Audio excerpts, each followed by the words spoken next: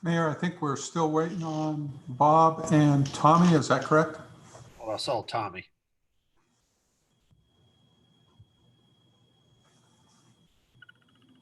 Yeah, there's Tommy.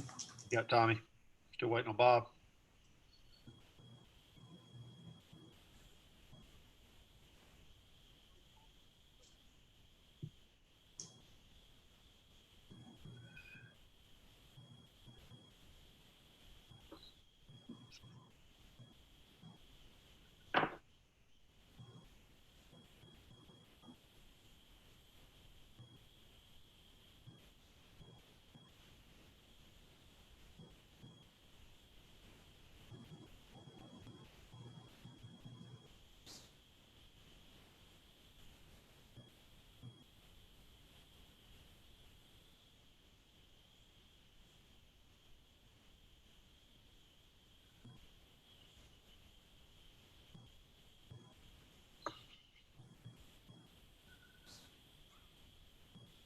I think we lost Stephen now. Or no? Hang on. I'm here. I'm here. Oh, okay. I'm sorry, Stephen. Yep.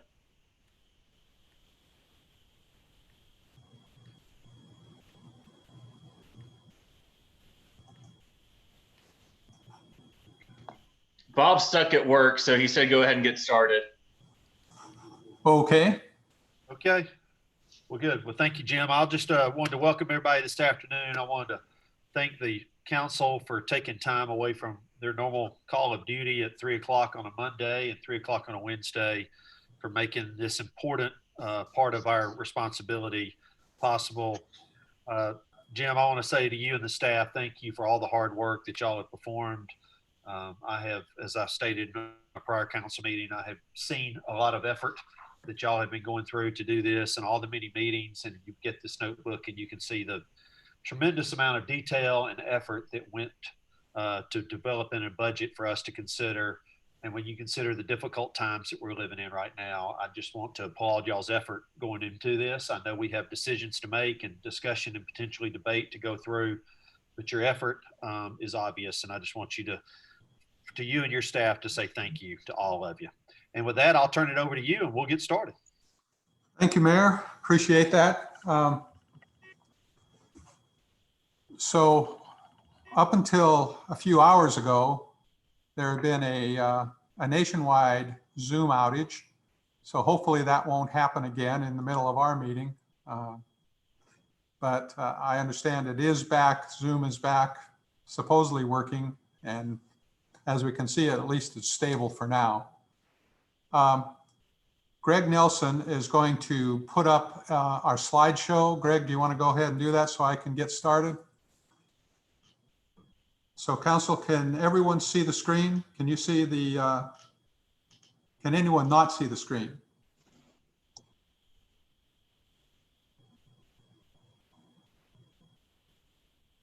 Okay, I'm going to assume everyone can. So we're going to start out with, whoops.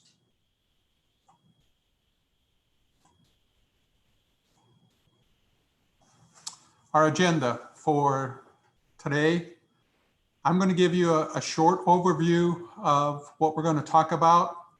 Then Allison Edge, our finance director, is going to go in detail over our revenues, how those revenues were projected, what we are expecting over the next 2 years. She's also going to discuss with you our debt and how that figures into the decisions that we have to make when we are creating the budget. And then Megan McGowan Crouch, our assistant city manager, is going to go over in detail with you the capital projects. Then we're going to have departmental presentations. And in these presentations, there will be additional information given to you about certain items in the budget, but also information about the different departments and how their initiatives for the next coming years are going to be met. And in some cases, as with judicial, we are going to take this opportunity for judicial's yearly report to you that is requirement by law, as well as talking a little bit about their next couple of years. And public safety will also give you some statistics about things that they've been doing. So I'm going to start off right now with a little bit of a budget overview. One thing I would encourage you to do, if you have not done already, starting on page 27, is the reading of what this whole budget process is about. And you'll see in there it is extremely detailed. It is a whole lot of work. And while all of the department heads and the assistants and the supervisors, all the way down the line, all contribute to putting this budget together. We do have a team, and you see their names there: Allison Edge, our finance director; Erica Sprouse, our assistant finance director; Katie Skinner, who is our budget management analyst; Heidi Lowery, who is our principal financial analyst; Michelle Wall, who is our payroll and benefits coordinator; and Rachel, and I'm going to mess up Rachel's last name, but Seibenhenner is our finance information officer. That is our budget team that did the yeoman's work of actually getting all the information from all of the departments and putting it all together into the document that was sent to you. In my budget message, if you read, this has been a difficult budget to put together because of the COVID-19 pandemic. At the time where we would normally be marshaling all of our resources to put everything together, we had to kind of pivot to address the pandemic. We had to make sure that we could continue to deliver the services that we were delivering. We had to continue to pick up the trash. We had to continue to make sure that our police and fire were able to keep our community safe. We had to make sure that our water continued to be treated, that our sewage was collected and processed. We had to make sure that we still, when graves were needed, that we still were able to provide that service. There were a lot of services that we had to continue to make sure we could provide. At the same time, we were isolating employees who had been exposed to COVID. We have been testing employees. At one time, I think we had out about 30 of our fire personnel, 15 or 30, I can't remember. Kristen may be able to tell us when she does her presentation, but we had a large number of employees out, not necessarily infected, but were being in quarantine because of an exposure to an infection. So the very fact that our team members, our budget team members, were able to get this budget to you still on time is really a testament to the hard work that they and the entire staff put into this. So the way that we created this budget is by looking at the citizen survey and by also looking at your priorities through the survey that you all took. Question 16 on the citizen survey asks our public where they think we should be, what the funding emphasis should be over the next 2 years. And you can see the chart. City infrastructure was number 1, public schools was number 2, then comes public safety, parks and recreation, and finally historic preservation. So these are how our citizens view what we should be spending our money on. And if you look at this particular chart that came out of the citizen survey, on the left-hand side are things that we're doing really well or they aren't really important to the public. On the right-hand side at the top are things that we should not take our eye off of, but on the bottom right-hand side, those are the 2 things that the public says they really want us to focus on: maintenance of city infrastructure, flow and management of traffic. So again, if we look at this in a different way, when we actually look at how the public ranks the different things, their high priority was maintenance of streets, adequacy of city street lighting, and you see some of the others below. when we look at Parks and Recreation, which did not do very well on our survey this year, they did want us to focus on quality of senior programs, walking trails, community centers, and those were the three top ones. Parks and recreational centers, or fitness areas in recreational centers, were the other two. And one thing that was noted for downtown, which we know about and we are addressing, but still was a high priority for our citizens, is availability of parking downtown.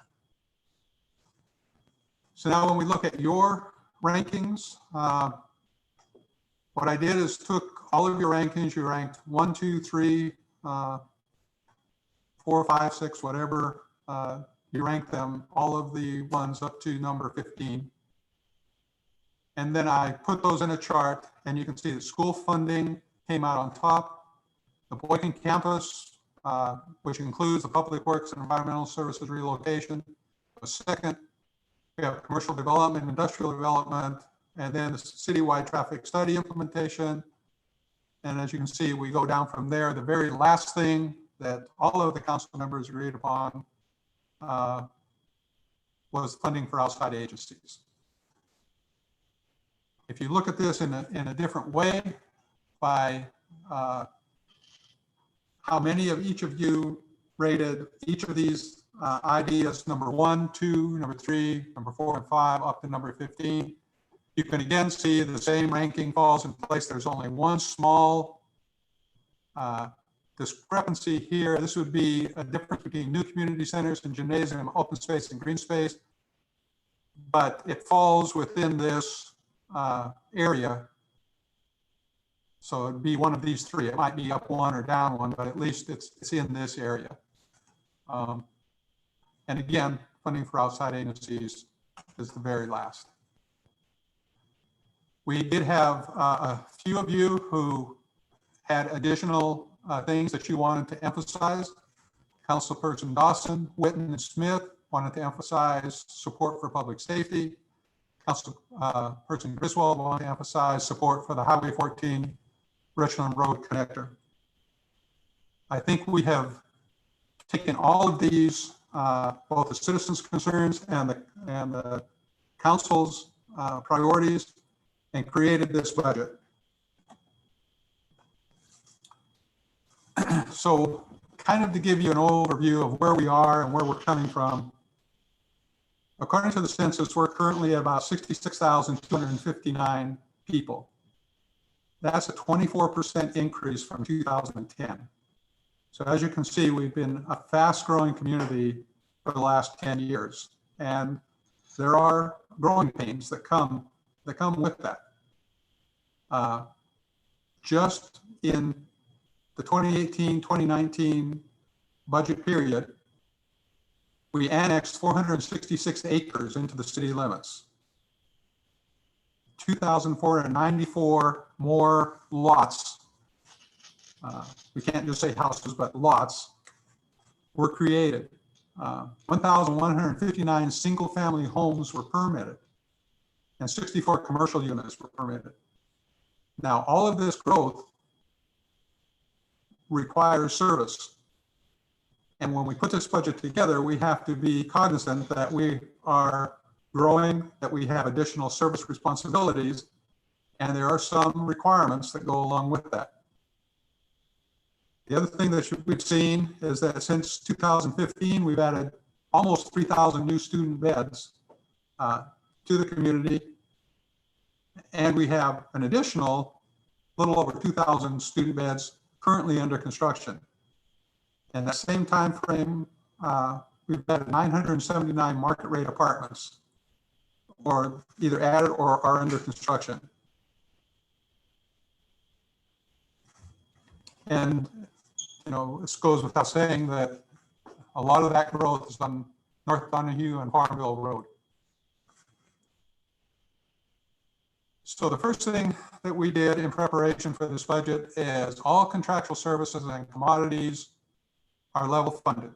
So the same thing we've done for the last 2 years, we've done for this next biennium. There may be a an exception here and there, but it would be minor. So generally, all contractual services and commodities are level funded. One issue that we wanted to address during this budget period is the conversion from Tier 2 employees to Tier 1 employees. This has to do with our retirement system, and our Kristen Reeder, our HR director, will discuss this more in detail. I can tell you that when the retirement system went to a Tier 2 system, our previous human resources director made a very impassioned argument, he had all the data. He made that argument to the RSA. It fell on deaf ears. And just here recently in 2019, they realized that what he had told them was actually true, and that what they put in place was not what they thought it was going to do, and it was actually a burden not only on cities, but was not giving them the revenue they thought it was going to give them. So Kristen is going to talk about that. One of the things I have inserted into this budget is a COLA for the employees. Y'all may remember that during the when this COVID thing started, there were cities who gave their employees bonuses because employees were working, providing those services, essential services for the community, coming to work every day. And at that time, I said I would prefer to offer a COLA to the employees. It shows our support for them, but it also helps us keep ourselves competitive in the market. I hope we have learned our lesson back in 2008. We suspended the COLA. We found that became much more expensive for us when we had to finally catch up. We had to sponsor a study to see where we ended up in the marketplace. We found ourselves way down, and we had to adjust for that. And it was a one lump sum, a huge adjustment that we had to make, that we wouldn't have had to make had we continued a COLA for the employees. I think it's doubly important that we do this COLA for the employees because of their dedication throughout these last 6 months, and they're going to have to continue through the next 6 months up until the end of the year and possibly into the first part of next year.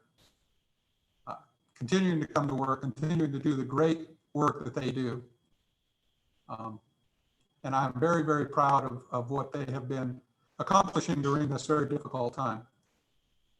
There's also another addition that we're going to propose to you. And again, both Public Safety Director Paul Register and Human Resources Director Kristen Reeder will talk about police compensation. With several of our surrounding communities noting that it has been very difficult to recruit police, they revamped their pay for police. And so for us to be competitive, we want to increase our police compensation. And this is also has been put in the budget. And they will talk to you, Kristen and Paul will talk to you in more detail about that. The only new positions I am requesting, 16 of those positions you already know about. You approved with the approval of the new fire station number 6. It requires 16 positions to staff to man that fire station. The 4 that I have already talked to you about, but that are not reflected in the budget, they are reflected in this budget, but they are not reflected as employees. The amount for them is reflected in the budget. The number of employees is not. That's the 3 new positions for the Public Works right-of-way, and the 1 new position, which is our for public safety, which is our assistant director in public safety, who has also now taken over the management of our 911 center, our communications center, and has also taken over our emergency management function.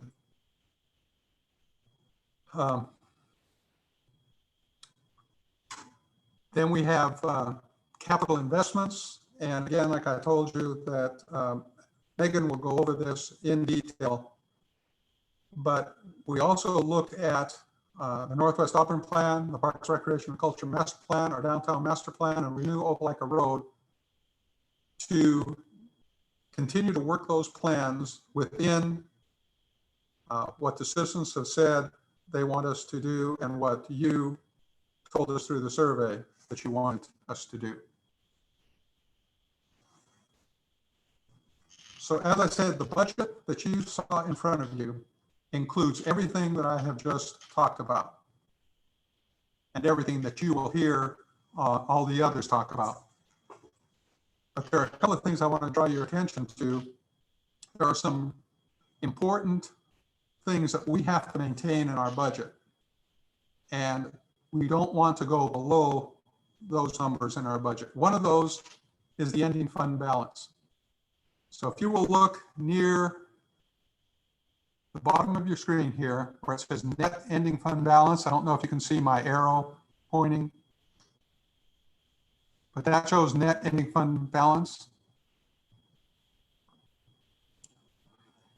And we want to keep that at 25% or higher of our overall budget. So basically, if we had a $100 million budget, we want to keep a reserve of $25 million around that. Now, this is a moving target. We want it to go up. We never want it to come down. In the last biennium, I think we've gone as high of almost 80% in that ending fund budget or ending fund balance at certain parts of the year. And that is basically having too much money. If we are collecting taxes from our citizens, we need to spend those on services to the citizens and not just bank them. But we can't get too low. And so the rating agencies, the credit agencies, look at our ending fund balance to see, are we prepared in case there is an emergency? And I think council in the past has always set an informal goal of 20%.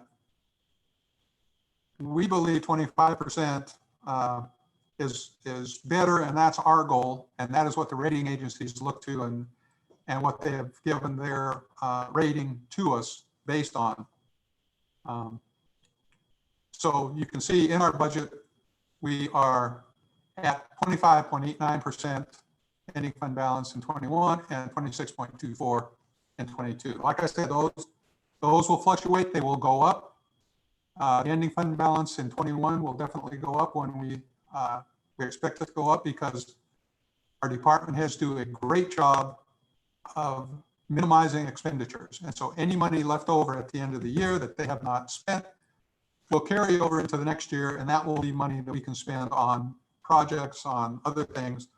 And that goes into the ending fund balance. It shows we have that money in our balance, just like balance on your checkbook.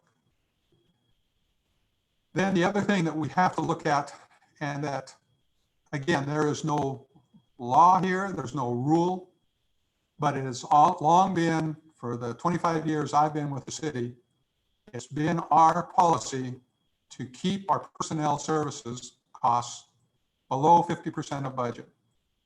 And when I tell this to people, other city managers, other administrators, they find it improbable that we could do this because most city personnel costs are around 70% of their budget. We have worked really hard to keep the number of employees down, to pay our employees fairly, and expect that they're going to do good work for us. And they do. And so you'll see for FY21, our ending fund, our personnel services percentage expenditures is 41%. It climbs to 48% in FY22 only because we have been holding back on spending and have cut back on the revenues that we expect until we see what happens with the COVID pandemic. I expect that you'll see in FY22, when everything balances out, it will be down around 42, 45% in that area, well below 50%, which is our goal. So with everything as indicated in the budget right now, our ending fund balance is healthy. Our personnel expenditures are very conservative, and we have presented a balanced budget. So does any council members have any questions before we go on to Allison and Megan? Jim, I have a question I wanted to ask you. You were talking about keeping the money, I guess, fairly tight with, you said the employees are about 50% of the budget. Is that right? Right now, I think it was 41%. 41%. Do you think the employees are happy and satisfied? You don't think that they're being overworked? That's just a concern that just kind of popped into my head as you were talking about that. No, I think our goal has always been, and Kristen, our HR director, can talk to you about this. We actually do engagement surveys of our employees. We survey our employees to see how engaged they are in the process, what their expectations are. Basically, are they happy at their work? I think you will find that our employees are very satisfied with what they're doing. I think they feel valued. I think they are fairly compensated, and they believe they are fairly compensated. You have to remember that not only do we look at compensation, and we are not the highest, our employees are not the highest paid in the market. We look at being around the 80% of the market. So yes, our employees could go out to industry and maybe get paid more, or they could go out to construction and get paid more. But we also have benefits. We have a retirement system that we pay into for the employees. We have health care that we pay into for the employees. So when you look at the overall package, there are some areas like police where we are finding that we are having a problem getting employees in that area. And we do believe that compensation needs to be raised for those employees. But I think generally we are seeing that our employees are satisfied.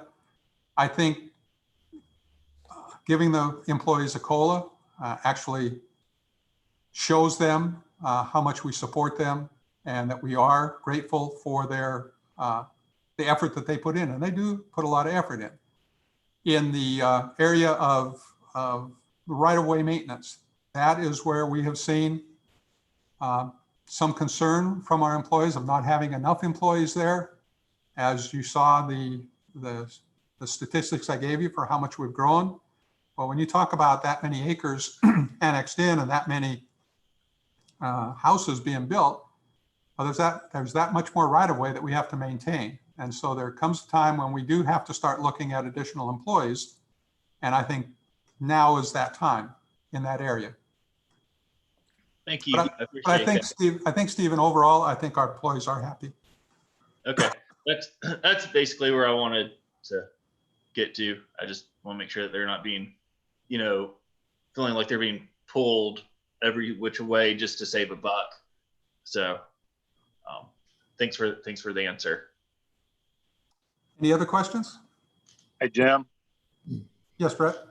Looking at potential revenue shortfalls because of the pandemic, how much in our projections have we kind of baked in a potential shortfall? Or are we going to have to maybe reassess that midway through? I mean, how much safety net do we have currently? I think we have a considerable safety net. Allison is going to go over that in detail with you, but we've basically budgeted as if football is non-existent. And I think she's going to share with you some things that we've seen that kind of surprised me. Our revenues were stronger during this pandemic than we expected, and they came from some sources that were a little bit unexpected. Like, seems that a lot of people bought vehicles with their checks because some of the car dealerships in our area had substantial increases in sales during this pandemic. Right. Obviously, grocery stores, as you can imagine, really surged as far as revenues and thereby the taxes that we collected. But Allison is going to go over that with you. We've kind of minimized the impact of football by just assuming that we're going to not get any revenue from football. And just kind of follow up with that, so you're confident that what we're projecting is very conservative, and so as things improve, that's a net positive. We're coming in and very, very conservative with what we're looking towards. Yes, very conservative. I expect that at mid-biennium, which is a year from now, there will be a lot more money in the coffers than what we had anticipated, assuming that there is and we're making some assumptions. We assume that there will be a vaccine at January or thereafter. If the longer this pandemic wears on, the more we'll have to look at our revenues. But Allison is going to go over that. And yes, we are very conservative in 21. Thank you, Jim. Thank you for all the hard work. Thank you. Jim, this is Kelly. As you're going through this today, and I appreciate all the work everybody's put into it, if you're going to show us a chart with a whole bunch of numbers on it, if it's already in our packet, would you please tell us where we can find it? Might be easier. I know it'd be easier for me to read what I have in front of me rather than trying to see it on the screen. Okay. Thank you. Any other questions? All righty, if we want to go ahead and get with Allison.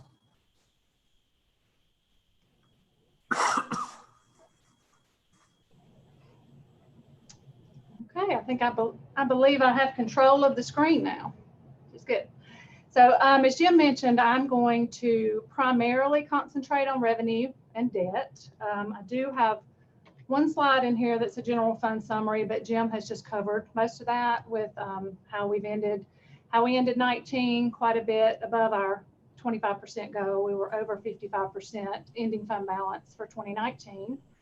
And Allison, Allison, if I could interrupt you, if you do have page numbers, as Kelly said, if you do have page numbers, if you could give those out. And I'll point out too that most of the charts in my presentation, there's a page number at the bottom as well. But this is a chart of general fund changes in fund balance that's on page 63 of the document. Basically the same thing that Jim shared as well.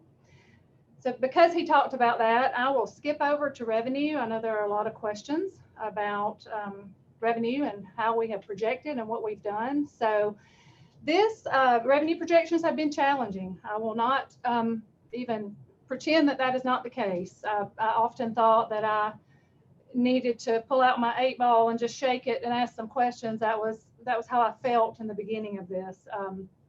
So we have had some challenges as we try to project this. So in the financial overview that starts on page 32, there's some information on how, our typical revenue projection process. So I would encourage you to look at that and read that as well. But our projection techniques were tweaked just a little bit as we moved through the pandemic, the parts of the first of the pandemic when things started closing and all that. Having no students on campus for months has made a big impact on our revenue. The closing of non-essential businesses has impacted our revenue. And as I move through the slides, I will talk about how we adjusted our projections to better understand where we were during that time and where we're going in the fall. So like I said, these are the top 10 revenue sources that make up about 90% of the general fund budget. This chart is on page 70 and 71. There are two different charts that you can see these top 10 sources. Although we project every single line item in our budget, these are the ones that we concentrate on because they do bring in 90% of our revenue. So typically I would go through like the top 5 and share that with you, but I'm going to do it a little different this time because I feel like there are a couple of other revenue sources that aren't in the top 5 that are worth mentioning, either because they were hard hit from the pandemic or because they were exceptionally high during the pandemic. Okay, so sales and use tax obviously is the biggest topic of conversation. It's around 50% generally. From year to year, it can be anywhere from 45 to 50% of our total general fund budget. That is typical in Alabama. Property taxes are lower than basically anywhere else in the country. So sales tax is what we rely on. This revenue source has increased an average of 5% over the past 5 years. That's not an increase every year. We do have certain years, if you look at this sales tax trend chart. Now, this chart is not in your document. Actually, it might be a version of it in the financial overview, but I wanted to display it this way so you could very clearly see how things change with this revenue source over time. You can see, if you look at like 2017, you know, we had a little dip in 2017, and the majority of our fluctuations revolve around football season. So unless there is some other major economy issue, we're going to see that fluctuate with football season. The green bar is in all of my charts is where we expect to end this year. So in FY20, this is where we're expecting to end. About 1% lower than 19, which is a little unbelievable given the situation that we've been in the last few months.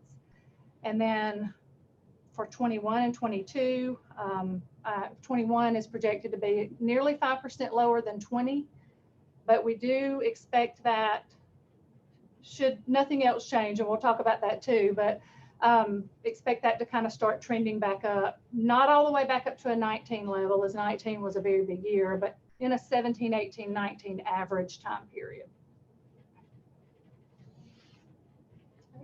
So this chart may look familiar to you. This is the monthly sales and use tax trends chart that we include in the monthly financials. And so I wanted to put this in here to kind of show you graphically what, how volatile and how much our fall semester can fluctuate. So you can see one thing to point out here is in this fiscal year, in December, we have a huge spike in sales tax. Now, December, when you're looking at this chart, is November sales. And in November last year, we had 4 home games in football season, 2 of those, Georgia and Alabama. So you would expect to see a really big spike in that year. And if you look at alternating years, this was the last big spike in that month. That would have been the last time that we had Georgia and Alabama at home. So you can see a lot of trends related to football season just by looking at this chart. We always see a little bit higher sales tax in January from Christmas shopping. And then winter and spring can be impacted as well with sports. Basketball's really good. So it's really important that we look at this from a monthly perspective to see where we're going. June through August are typically our lower months. And that's very clear in this chart as well.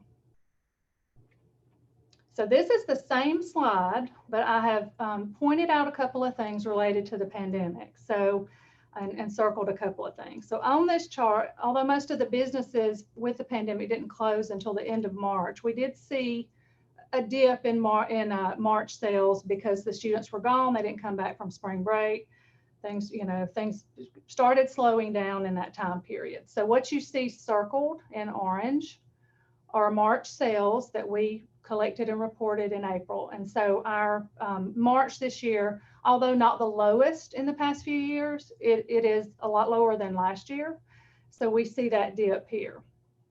The biggest change that we see was after those businesses, those non-essential businesses started closing. So when apparel stores closed and restaurants closed and we're only able to do drive-through and curbside, that kind of thing, this is where we saw our big dip. So this represents April sales.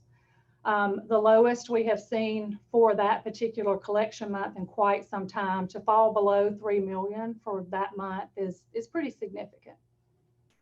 Now, what you can tell from this chart, though, is that once things reopened, we pretty quickly rebounded. Our June collections here represent things that happened in May. So when things started reopening, I don't know, people itching to get out, I guess, and spend money, but we do see our May sales actually be higher than what we saw in 2019, which I think was a little unexpected, but good. And then for July, which I do not have on here yet, the July financials will be coming to you very soon. You're going to see even more rebounding in sales tax for that. What happens after this little point is yet to be known, because like Jim said, we have a lot of uncertainty for the fall. Okay. So how did we forecast during this time and for the rest of 20?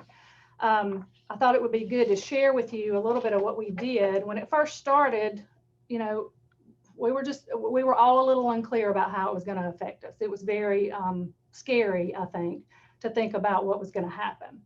But once we started seeing closures and we started Auburn University not bringing students back, and then we moved on into, you know, the first part of businesses being closed, it became very apparent that we needed to dig very, very deep into our revenue information and forecast a little differently, forecast by month. Typically, although we look at monthly sales tax when we're doing revenue projections, we don't always budget or forecast by month. So that's what we had to start doing. And we had to start analyzing things by category. So the revenue staff, we have a lot of data in our revenue system, and we have some extremely knowledgeable people that are able to pull that information out. And they started pulling information for me that took our monthly average sales tax collections and split it out percentage-wise by these different categories. So when I think about apparel stores being closed, then if apparel stores make up 30% of our monthly revenue, I need to know that and be able to forecast just that particular category.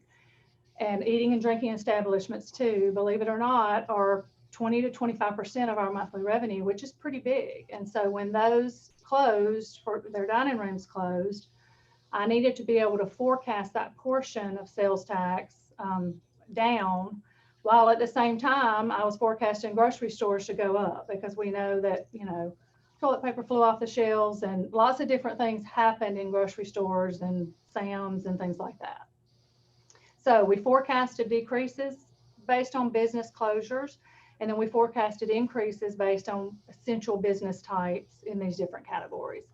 We also forecasted several different scenarios. So when did we think we might start rebounding? Was that going to be June? Was it going to be August? Were we not going to rebound at all in the fall? And I think, you know, we were doing, you know, a lot of guessing at that point, but we needed to have those different scenarios in place just in case. And I will say I was very pleased in how those projections came out. We were a little more conservative, but not terribly off. So I feel very confident in what projections came out of that. Okay, so forecasting 21, especially the first few months, was a little bit harder to do because we're not dealing with the you know, certain categories of businesses being closed. We're dealing with what's going to happen with football season. So the students are back for now. How long are the students going to be here? Those are things that I think are still in everybody's mind. Are they going to stay? The football season, we know the current plans right now of 5 home games. We're super excited that there are 5 SEC games being played at home, but will they happen? And we know there's no tailgating. We know there's 20% capacity in the stadium. All of those things are going to impact our sales tax collections in the fall. This is our off year. When I mentioned Georgia and Alabama being in the same year, this was our off year anyway, and that remains the same with the new schedule. But having 5 home games is gonna make a difference. And then we don't know how, you know, so even if fans can't get in the stands, are they going to come to Auburn anyway? There's just so many things to think about related to football season. You know, it's good news, I guess, that we're having it. We'll wait and see if we really do have it, I guess. But in the past, when we've tried, we have a lot of questions about the impact of football when we're having football. What is the favorable impact to our sales tax? So I thought the best way to approach this would be to kind of flip that and turn it the other way. So what happens if we don't have football? Well, when we're looking at the favorable impacts of football, we use a spring-like comparison. So making an assumption that the students will be here, we would look at spring and say, okay, so we would have somewhat similar sales tax activity in a spring semester. And so that's what we did, conservative forecasting for fall based on spring-like collections. The difference is usually somewhere from 1.8 million to 2.2 million. And so that's what our expectation is, that we will see sales tax go down. So what you can see from this chart here is that FY21 is budgeted to be lower than 20, and then seeing 22 kind of pick back up. Okay, so one thing, one of our smaller revenue sources that I wanted to mention has jumped into the top 10 this year is our simplified seller's use tax. Now, this is the state shared tax that we pay to remote sellers when we purchase online. When they are not required to collect and remit our local sales tax, they have to collect this 8%, the SSUT. So we knew that was going to continue to increase, but this chart is quite amazing to me on how much that has increased. So the number of sellers that are participating has increased, but I think we've also seen some effects of the pandemic over the past couple of months as more people decided to buy things from Amazon because they do participate in this program instead of, doing their purchases in the local store. The state collects this revenue source. They keep 50% of it. The remaining 50% is split between municipalities and counties, 30 and 20, and then everything is distributed by population. So because there is potentially a pandemic impact to this revenue source, I've left it level funded for 21 and 22 because we need to make sure that this is very conservative. We want to make sure that we continue to see this type of revenue from this source moving forward, which I think we will. And as Jim mentioned, we would be able to adjust that at mid-biennium if it gets, if it continues to go up the way we think it might. Okay. Occupation license, as you know, is our second largest revenue source. It's 1% of fee on gross wages for everybody that works in Auburn, approximately 14% of our general fund revenue, and it has increased over 5% for the past 5 years. Now, obviously, it's impacted by the pandemic. We saw unemployment spike to over 12% in April. And our industrial businesses experienced a drop in employment during that time period of nearly 10%, and that lasted for several weeks. So, we're going to see an impact of that, and we have. Philip and his staff did an excellent job keeping me updated on information on employment in that sector while it was happening so that we could adjust our perspectives to see how we would finish the third quarter and how those collections would be. So right now, I expect FY20 to be about 5% lower than 19. And then we're expecting that to rebound, obviously, in 21 and 22. And, it wasn't all bad. We did have some, like the SIO2 announcement that added jobs. So there are a lot of factors in that projection. Business license fees is our third largest revenue source. Before the pandemic started, business license fees were due in February. So luckily for this fiscal year, we had already collected the majority of that. This source includes those general business license, residential rental, commercial rental, and contractors licenses. It's usually 13 to 15% of our general fund revenue. And as you can see, it has consistently increased over the last few years. So for FY20, it's projected, and that's primarily based on, we do have a little bit of additional things to collect, but that's primarily based on what we've already collected. So I feel pretty good about that projection, pretty level with 19.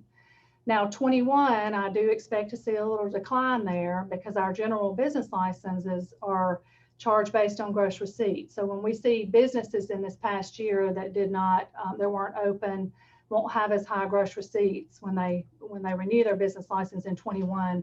We should see a little bit of a decline there. And so that's why you see it being a little bit lower in 21. Ad valorem taxes, our property taxes, continue to be one of our most stable revenue sources. It's about 6 to 7% of total general fund revenue. This is our real property, our motor vehicle personal property, and this also includes our government services fee, which is some organizations that pay this in lieu of property taxes. This includes all three of those. The general fund gets 5 mills of property tax, and we've seen consistent growth over about the past 10 years in this revenue source. One thing to mention is that property values change every year as properties are sold, and then just the general valuation of property going up. But the county does physically reappraise every 4 years. And sometimes when we see that happen, we may see an additional jump in our ad valorem collections from that reappraisal. And one thing to keep in mind is that property tax that we collect is based on an assessment period that was the prior fiscal year. So what we see in October of this year of 20 is going to be from fiscal 2019 assessments. Collection so far, another revenue source that we have already collected, is about 9.3% higher than 19, which is quite astonishing. I picked lodging tax out. It's not one we usually talk about because it's not huge. It's about 2.4 million per year. Lodging tax is 13%, 7% of which is the city of Auburn, and it's our 6th largest revenue source. This revenue source was the hardest hit in the pandemic. I think you can see why that would happen. As of July 31st, lodging tax was down almost 18% compared to the same time period last year. And I expect it to even grow a little bit more. I think we'll be down nearly 25% for the year. So after kind of a slow rebound in the fall, I do expect to see that get a little better once we get past the fall period. Again, we want to be very conservative with this revenue source, and we want to watch this, watch it all the time. I joke that I look at revenue daily, and that is not an exaggeration. I'm constantly worrying the revenue staff about what's coming in, so we'll be watching that very closely. And the other one that Jim mentioned was construction permits, and he talked about some of the higher permitting numbers that we've seen, and I wanted to show you that in this graphical representation about how volatile that revenue source can be. But right now, for FY20, we are projecting it to be over 9% more than what we saw in 19. Construction has not slowed down. It continues to go. It's not necessarily the number of permits, but sometimes it's the valuation for permitting some larger projects. And I don't want to steal John Hoar's thunder. I know he's got some permitting statistics for you, but I just wanted to share this with you and show you that this revenue source is one that has filled the gap where we might be short in one of the other ones. So total revenue, the general fund is doing well. We actually will finish 20 higher than originally budgeted. Our 20 adjustment that will come to you as part of this budget includes some additional revenue, and we are actually increasing the revenue budget. So I'm expecting 20 to be about 1.6% lower than 19, and then again expecting 21 to be even a little bit lower than that when we take into account our sales tax projections and lodging tax projections. And then we see 22 expected to rebound up close to 2019 levels. So any questions? I feel like I went really fast through that. Any questions about any of that revenue or anything we've done with projections?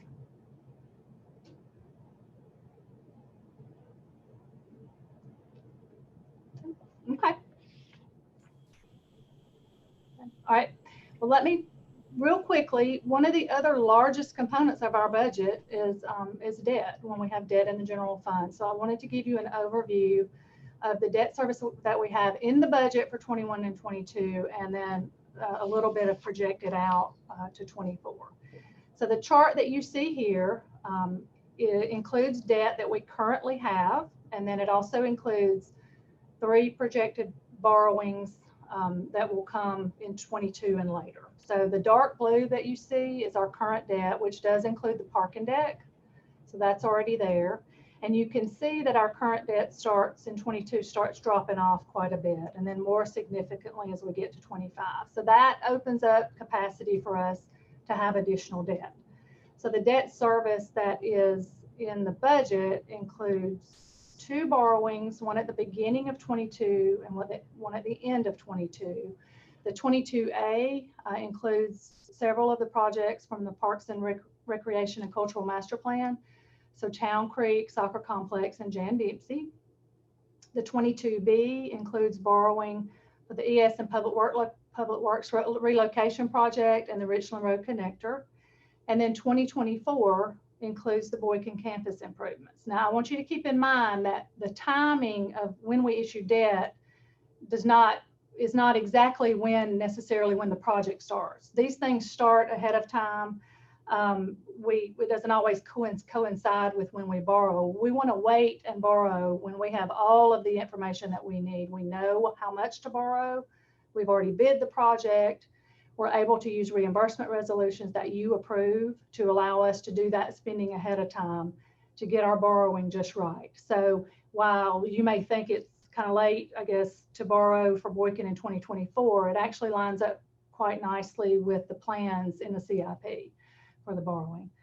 One of the key indicators that we look at with the debt service in the general fund is debt service as a percentage of expenditures, and it is best practice for that to be below 10%.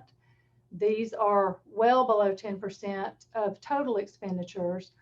I like to take that a step further and do it as a percentage of operating expenditures, because a lot of times our capital expenditures included in the budget can make that percentage lower because we have so much capital spending. And so we look at it both ways, and it stays below 10% either way that we do it.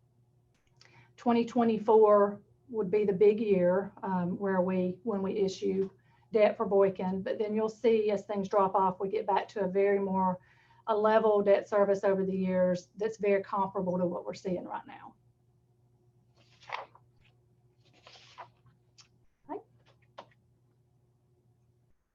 And then real quick, I don't want to spend a lot of time on the enterprise funds. I know that Eric and Katrina have their own presentations about their funds, but I did want to give you an overall picture of these 2 funds and the fund health of these 2 funds.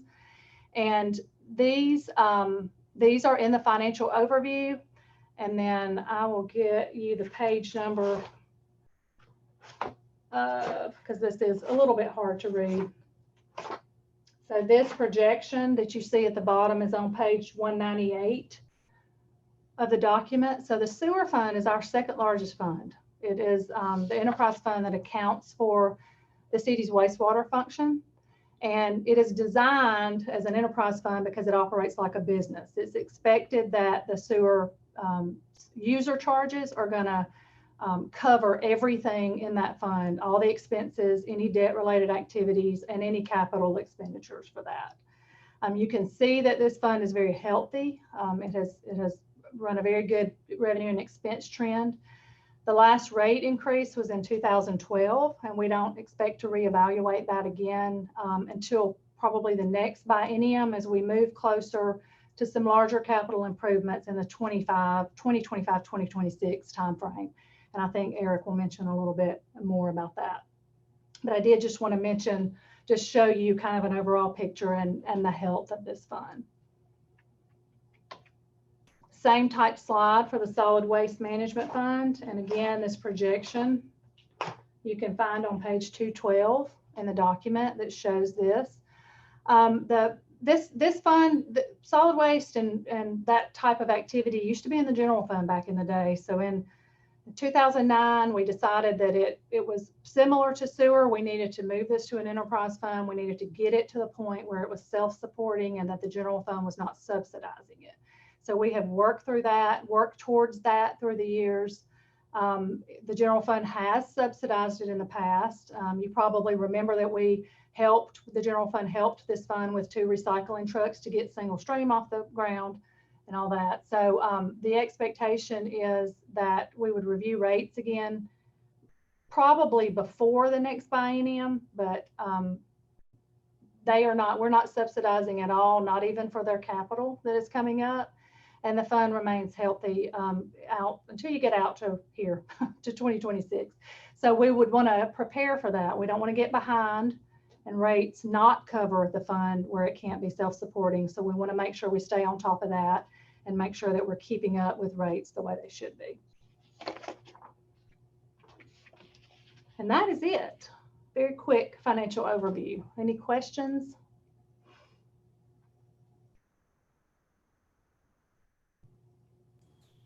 This is Kelly Griswold. I guess we're going to hear about solid waste management later, but I'm looking at the chart on 213, page 213, and it shows that our total expenses exceed revenue in 21. Mm-hmm. Let's see, is that that's that thing that last chart showed us? Yeah. More chart here. Yeah, the chart that's on the page right before that does show, so operating, so remember this is an enterprise fund, and so we budget what you're seeing on page 213. We budget like we do governmental funds where we include the capital.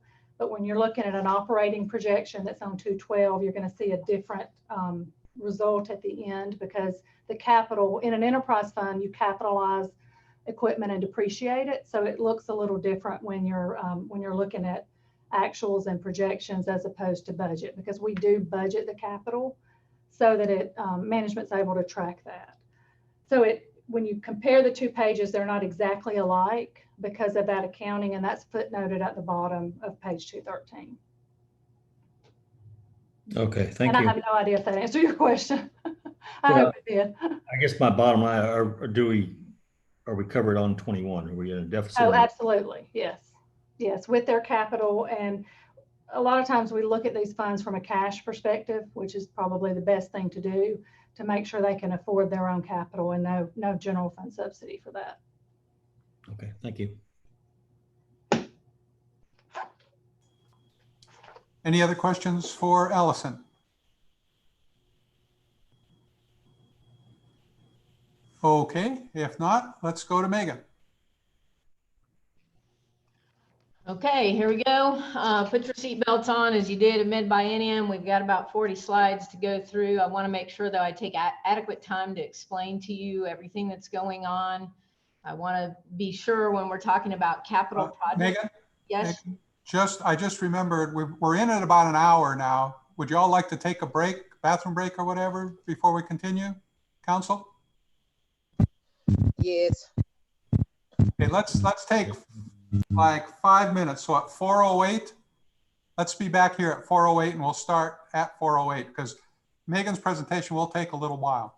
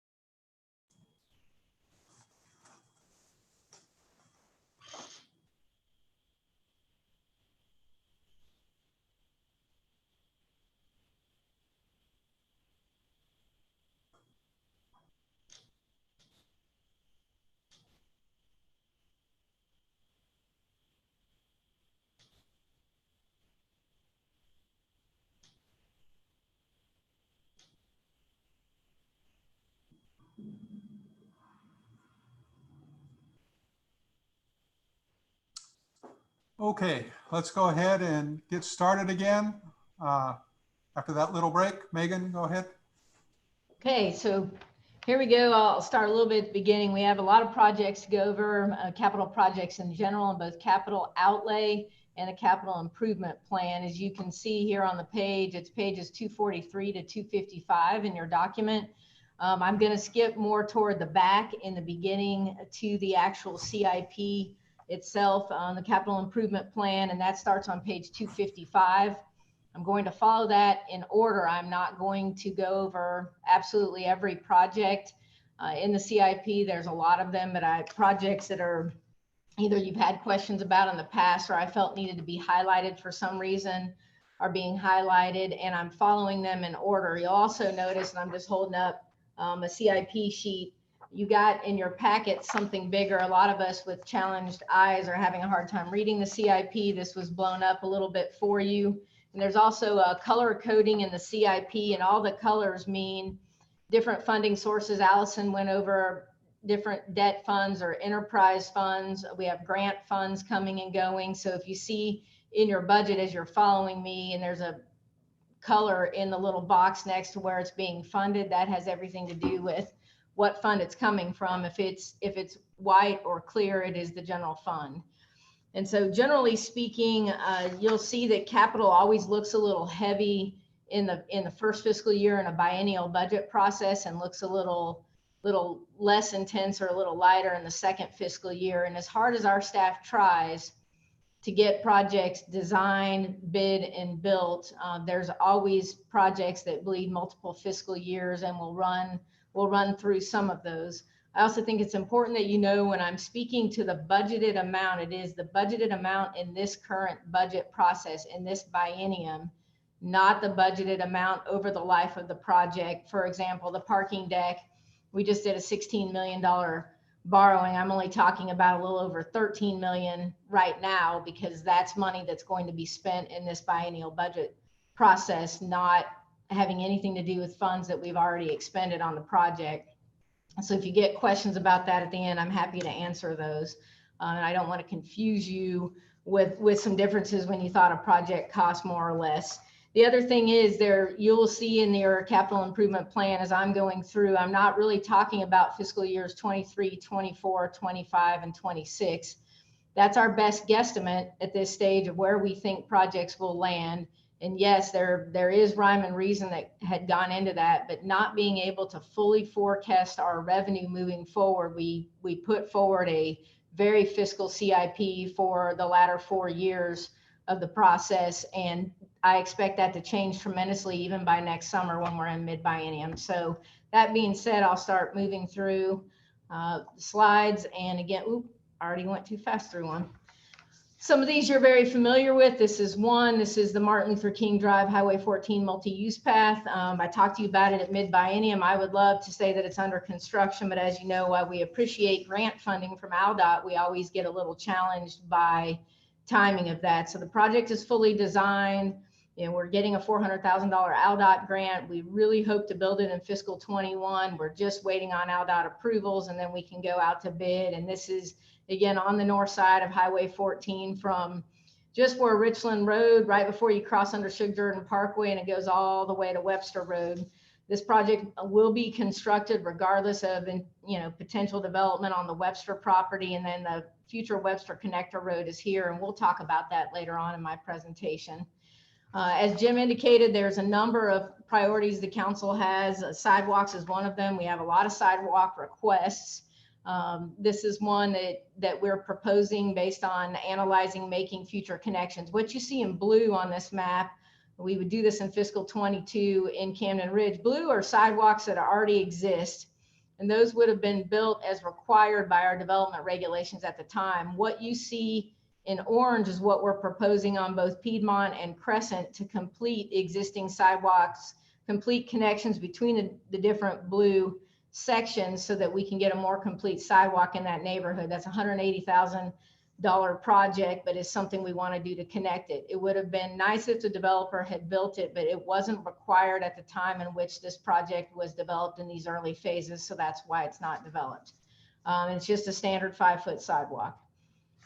Getting a little bit to downtown plans, we've been very heavy on some downtown master plan projects over the past few years, and this is one we're going to talk about a while. And you have been dealing with right-of-way acquisition for some time on your council agendas, the Sanford intersection improvements of both South College and South Gay Street. I mean, it's an enormously expensive project. And again, this is 6.1 million right now. There's already money that's been expended on design and right of way, but in this budget, it's 6.1 million with a good bit coming from our MPO funding and a $2.42 million match from the city. But to kind of go over the project, because I think it confuses people, I'm going to see if this will actually let me zoom in here.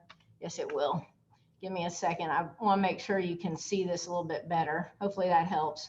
So up here, we're near the hotel at Auburn University. At Miller and South College, you're going to end up with decorative crosswalks and brand new decorative signals. You're going to end up at College and Sanford with the same thing. The decorative crosswalks will have medians in the middle of this section here. We get a little better sidewalks on both sides. This is the Heart of Auburn development here. You will get a pedestrian crossing at Heart of Auburn. We have a lot of people that shoot across from campus to there. We want to make sure that gets corrected. When you get to the intersection of Sanford and College, you don't have currently 2 through lanes going southbound. This project will adjust. We'll have 2 full lanes going southbound plus a left turn lane onto Sanford. If you've ever had the privilege of sitting on Sanford Avenue at the peak hour, this section is very, very congested. There will finally be 3 full lanes, which means people that want to stack in the left turn lanes to get onto Gay Street or onto College, they'll have a little more space. The sidewalks will be improved. We are redoing some things at the Gay and Sanford intersection, but we are not currently doing the decorative crosswalks there. We also have had some long-standing drainage issues in this whole vicinity, running down and kind of culminating in this the south side development here in our oldest strip center. And when Heart of Auburn got developed, a lot of that got fixed by some drainage they did, and the university allowed an easement through their property, but there's still a lot of stormwater that comes from the streets and on down, and we're going to correct some drainage issues there. One of the most exciting pieces about this project for a lot of us is we've long been working to get a sidewalk on the west side of College Street that goes from Sanford Avenue down toward Garden Drive and is the beginning of a sidewalk on that side of College Street. We're grateful that Auburn University has worked with us for some time on right-of-way acquisition and has allowed us to get moving on that project. So this is a great project, but we definitely have a little ways to go. We hope to start that project in March, but that will be a massive undertaking. And we just got College Street kind of fixed from culinary, all the work going on at the Rain Culinary and our partnership with Auburn University. And, we're going to let it rest for about 6 months and probably pick the project right back up. But this is very necessary and will continue to slow traffic down on College Street by the installation of the median and a much more welcoming gateway. I mean, it's nice today, but it will be nicer. Going on to the West Magnolia sidewalk, that's a project in fiscal 22. We just did the lighting project. What happened, we went out to bid with this project for lighting and sidewalk, and it turns out that it was crazy expensive. And we opted for safety in this area and the high volume of pedestrians. You've got the College of Business and Engineering over here. You've got 320 Magnolia under construction, a lot of existing development, the hub's under construction here. 320 Magnolia is required to put in a very wide sidewalk here, and it'll be wider than 8 feet, but from Wright Street all the way down to Donahue, we want at least an 8-foot sidewalk. So this will allow us to accomplish that and provide a safer way for people. This is a heavily traveled pedestrian corridor. So the lighting again is finished, but the sidewalk would be next. Fiscal 22 coinciding with their estimating right now in April 2022 completion of the Rain Culinary Science Center. We will fix the traffic signal here at Thatch and Gay to make it decorative and more to coincide with the improvements there and what has been done at the Collegiate Hotel. That's $250,000. And then this one is just $15,000. And you say, why are you showing us? Well, the citywide traffic study for Toomer Street and Thomas Street recommended they become 2-way streets again, as opposed to one-way streets, because we just converted Wright Street to two-way. Cox Street over here is already two-way, and this would convert the remaining to two-way streets. We just have to pull off some on-street parking, and we will have to restripe the streets, but it is something that will ultimately come to you for a decision, but we are recommending it as part of the budget as well. Going on to some more parking plan implementation, the Wright Street parking deck is something that many people are very interested in. It is under construction and currently very much on schedule. Stone Building has done a great job for us. To remind you, this is a 350 space parking deck and build out of the Alabama Baptist State Board of Missions space for the Auburn Baptist Student Union group that has long been leasing other space, formerly in the Tiger Rags building and now in Auburn United Methodist Church space, but it's in the old Catholic Church space a little further down Magnolia. And they've been a great partner of ours, and they're going to be in about 7,000 square feet in the bottom floor. The top drawing here, this is Wright Street. This will be the front of their space, and I'll zoom in a little bit because this is hard to see. Just giving you a little more perspective. This is where you'd be driving in from Wright Street. City Hall's out in the distance this way. And this is the Baptist Student Union space on the ground floor. You can see a lot of construction activity. What is that? That's rebar. Unlike other parking garages in the city, ours is a poured in place concrete parking garage. And so therefore there's a lot more that goes into it. In this bottom photo, you can start seeing the beginnings of a ramp. It comes in, and this is actually the pedestrian entrance on College Street. This is 10 feet lower at Wright Street than it is up on the College Street side. So you're seeing the beginnings of a ramp. You would drive your car up to here, you go across, and you can see this ramp, and you keep circulating up. So again, that's a 350 space parking deck. We are still anticipating, knock on wood and everything else, we have had no major issues there, and they have really been on schedule. One of the key things is they are currently leasing space from the adjacent hotel property. I saw some activity on social media recently that assumed the city was building a parking garage on the former University Inn property and on the former Coyotes property. And I understand why people think that, but obviously we do not own that property. The contractor is leasing it as a construction staging, and that's actually helping us stay on track. Next, we have for Renew Opelika Road project. You're very familiar. You just approved this project, but it is fiscal 2021 is really when we're starting. We've awarded the bid, but mobilization is taking time as usual. And it's just a reminder that from Gentry Drive here to Sagahatchee, we are doing a project with a median. We've got the Midtown development here. This is an old aerial photo, so you don't see that. And you see these interesting turnarounds. That's the only way you can flip a Yui in something like a U-Haul truck. The U-Haul dealership is here, but we will have I think it's called a bicycle buffer, which is there'll be a bike lane and it has a 2-foot buffer. We have full sidewalks, we have pedestrian lights. We're finally piping the very ugly ditch on the north side of the road, and our businesses over there will be excited when cars leaving their driveways don't drive into that. That'll look a lot better in the area. But as I had said at the last council meeting, we were very grateful for the 14 to 15 acre redevelopment by Midtown.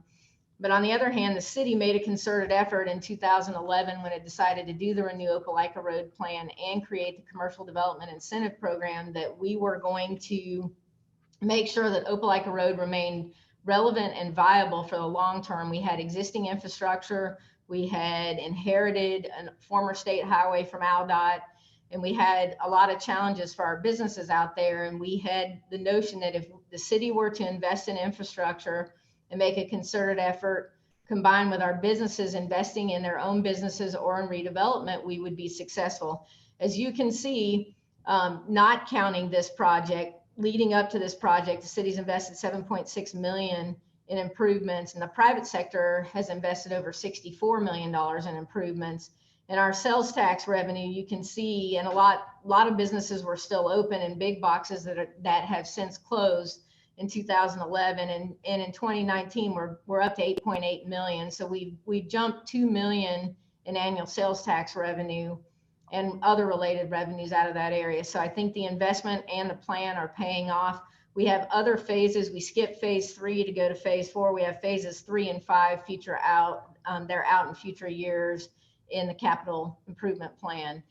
In the Northwest Auburn neighborhood plan projects, a few of these got categorized because they're Donahue related projects, but they aren't really in the project area, but they sit in here because I want to follow your budget exactly.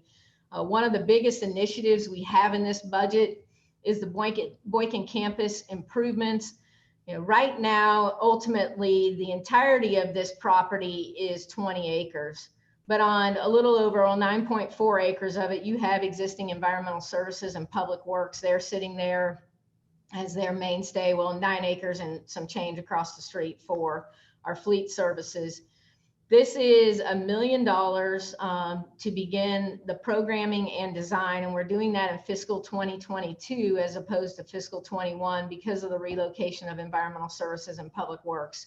We've got to get that done and designed and programmed first. Before and then out to bid before we want to fully reset the Boykin campus plans. But sorry, didn't mean to do that. But in this programming, we're programming a museum, which would be an Auburn Center for African American History and Culture. That's slated to be right down here, right near the Boykin Gymnasium. This is where indoor and outdoor pools are being programmed, future renovations and additions to the Boykin Community Center over and above what we've done today. There'll be a library branch, a full bore library branch, and then we'll have a gymnasium that will also serve an natatorium, so the indoor and outdoor pools. So we have a lot going on this campus, and this is just to begin the programming of those improvements. Moving forward, we have the Donahue and Shug Jordan Parkway intersection improvements. Those are very interesting to all people who live in the vicinity and use this in essence. And the easiest way to explain this is the Walmart neighborhood market. There'll be right turn lanes in every direction from this intersection. So north, south, east, and west, we will install right turn lanes with better stacking, which will help improve traffic in that vicinity. And that's a fiscal 2021 project, and it's just not designed yet. That's why we anticipate it'll be summer before we would get started on that project. And this is something also that came out of the citywide traffic study. The North Donahue and Farmville Road traffic signal installation is also something that we've talked about pretty handily at council meetings and over time. One of the things that's important, you have a four-way stop there now, but here are the key words. When warranted, this traffic signal will be installed. It is not currently warranted, but you have fire station number 6 locating here at Farmville and Miracle Road. You have a new elementary school that will be in this vicinity. And so we anticipate that this will be a fiscal year 2022 installation. And what will ultimately drive that, while Jim talked about, we have a lot of growth in this vicinity. If it warrants sooner, we'll put it in, but the opening of the elementary school, which will be in the fall of 2022, so late in fiscal year 2022, we anticipate that this light will be fully functional. We are not doing a decorative mast arm light here. This will be what we call span wire, just 4 poles and wire holding the signals. The reason why is that we have to ultimately, with the North Donahue widening in future years and Farmville widening, put the decorative mast arms in and so on, and we don't want to set those poles twice. So we'll do more of a temporary looking stoplight until the intersection widening takes place, and then we would go to the bigger decorative lights. It's also important to note that we won't have what we call pedestrian detection or actuation, which means the little pedestrian buttons you hit that let you cross the street. That is because we don't have an adequate sidewalk network in that vicinity. Moving forward in the same area, we also are going to do, we're recommending some North Donahue lighting. This is a $27,500 project in fiscal 22. It's very preliminary design with Alabama Power. What this means is we will light from Shug Jordan Parkway to Crescent Boulevard. Why won't we take it from Crescent all the way to Farmville? Not because we have any issue with doing so, but that's outside of Alabama Power service territory. You may or may not be aware that we have 3 power providers in the city of Auburn: Alabama Power, Dixie Electric is way down in South and West Auburn, and then we have Tallapoosa River Electric Cooperative in Camden Ridge and the general vicinity. And so we have to go through a different service provider. If we are able to get accurate prices and quoting from them, we will continue the lights on through. Another sidewalk project. This is something we've talked about a lot at council meetings. This is Shug Jordan Parkway and Richland Road. And we have the intersection improvements here and Judd Avenues on the top up here. Our current plan is the sidewalk will be running on the west side of Richland Road. We will continue that sidewalk down Richland Road till you get to Dunford. There'll be a crosswalk and it will continue all the way down to Martin Luther King Drive. That's a $303,000 project, and that's budgeted in fiscal 2022. That will make connections and complete that network and multi-use path running all the way up Richland Road to the west. Public safety projects. One of our biggest initiatives beyond completing the public safety building, which I did not include this year, is that's winding down. We still have a little over $700,000 we'll be spending on the public safety building that's already previously budgeted and is carrying over to complete the parking lot and other improvements out there. But fire station number 6, I lightly talked about it as a big initiative in fiscal 2021. This is Miracle Road. This is Farmville Road. And this is showing a roughly 9,000 square foot facility. And Jim's earlier presentation had a color rendering of it, but this shows how the station will look and some bays and so on. And you're roughly a little over 4,000 square feet in living, quarter space, living, dining, sleeping, etc. for our firefighters. And then you've got about 5,000 square feet of equipment and vehicle storage space and so on. Plans are 95% complete. This is a $4 million project, and we anticipate being out to bid very soon. So start of construction would be November 2020. We put a 1-year construction. It could happen faster, but that's a major public safety initiative and a major initiative out in this vicinity. Next is the Public Safety Training Center infrastructure and programming. A lot of you may or may not be aware that the city was granted ownership of the former rest stop on US Highway 280 and North College Street at the Bottle many years ago. And when the city was granted that property, there were a lot of stipulations. We couldn't sell it. We had to have our own use. And there's a few things we could have done with it. And ultimately, it's been opted that we will, have a lot more public safety training needs. We have fire has a small facility, and so does police on Shug Jordan Parkway near our Shug Jordan Parkway soccer complex and so on, but they have a lot more needs than we have space for on that property. So this is to begin to plan out what we're going to do here. We have some building demolition that needs to be done. And then ultimately we need a burn building, a draft pit, a rescue maze, and we need a public safety training center, which would be a building that would be up closer to the front that would be utilized by both police and fire for their training needs. So this is only the beginning. You'll see in future years a number of projects associated with this, and we're just starting the planning, and I think you'll see a lot more at mid-biennium. I do think it's important to note that at Alabama 147 or North College and Highway 280, ALDOT has finally agreed to a traffic signal, and you're seeing improvements out there now that are restricting some left turn movements. We won't see it on the other end of, excuse me, of Alabama 147, but we will see it here, and I think that'll be helpful. Sorry. Also, this junk storage, we get a lot of questions. It is next to the city's property. This is currently outside the city limits, and we'll be annexing it in and dealing with that. But the junk storage that is over here is in the county. Previous councils have had concerns. I know some of you do as well. And I know that came up in the 280 focus area study comments, and that's something we'd like to deal with, but with it being outside the city limits, it's a little bit challenging. To jump to the Parks and Recreation and Cultural Master Plan, you'll see the acronym PRCMP throughout our documents. That's just short for Parks, Recreation, and Cultural Master Plan. So I apologize for that acronym, but it's a lot shorter than spelling it out. You're aware of Dennius Park. You've been aware for some time that we wanted to move forward with this project. We held off when COVID started. We were very much ready. We had bid the project and we were very much ready to award it. And when things started shutting down in March and April, we opted to hold off. I think what's important is While the project budget is $972,000, the property was donated and $834,000 of that is 100% covered by funds the Dennius family donated.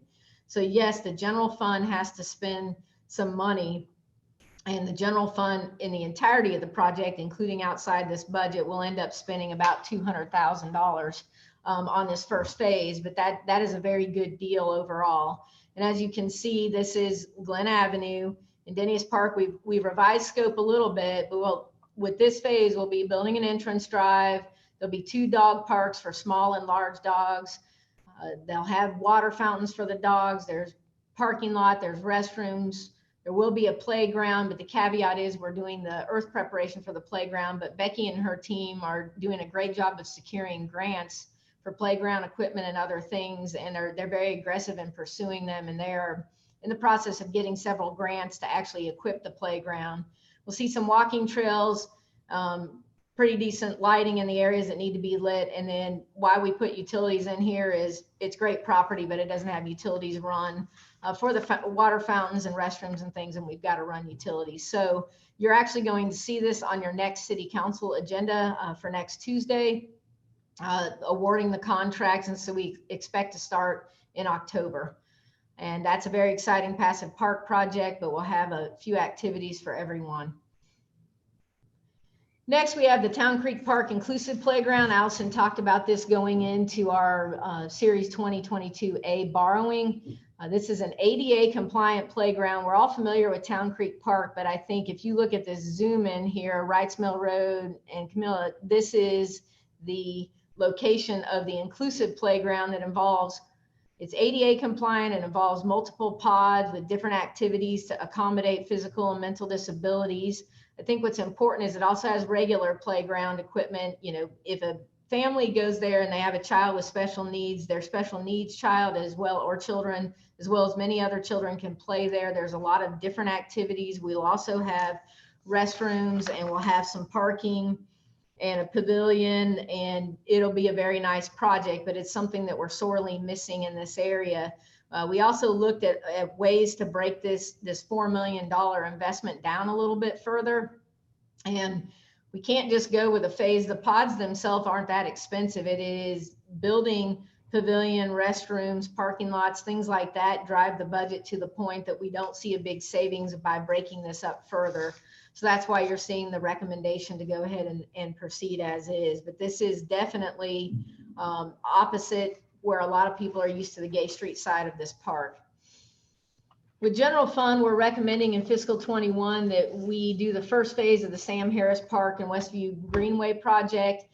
This drawing at the top, I'll zoom in a little bit, always confuses me because sometimes it's hard to figure that Shug-Jordan Parkway right here isn't actually north, it's west. And so you're looking at Shug-Jordan soccer fields, and what the first phase is going to do is build from Shug-Jordan soccer fields to Sam Harris Park, which is sitting up here. We have Foster Street is up here. And so north is running this way and west is down. That's why it's nice and confusing. But this will build the first phase.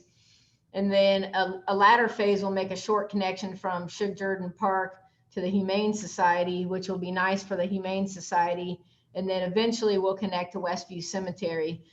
This is a $456,000 project, and it will just be a crush and run type gravel trail that'll run through, but we think it's nice to have the connectivity and to provide people from all over Auburn the ability to park here and walk the Greenway. So that is the first phase of that project, and we'll be moving forward in 21. The soccer complex is also in a recommended borrowing, as Allison discussed, and that's a $8.6 million project. And this is something we've been working on for some time, and we expect in fiscal 22 to construct it if we are moving forward with the borrowings. And what are we getting in the expansion of the complex? I'll zoom in. This aerial photo is a little hard to see.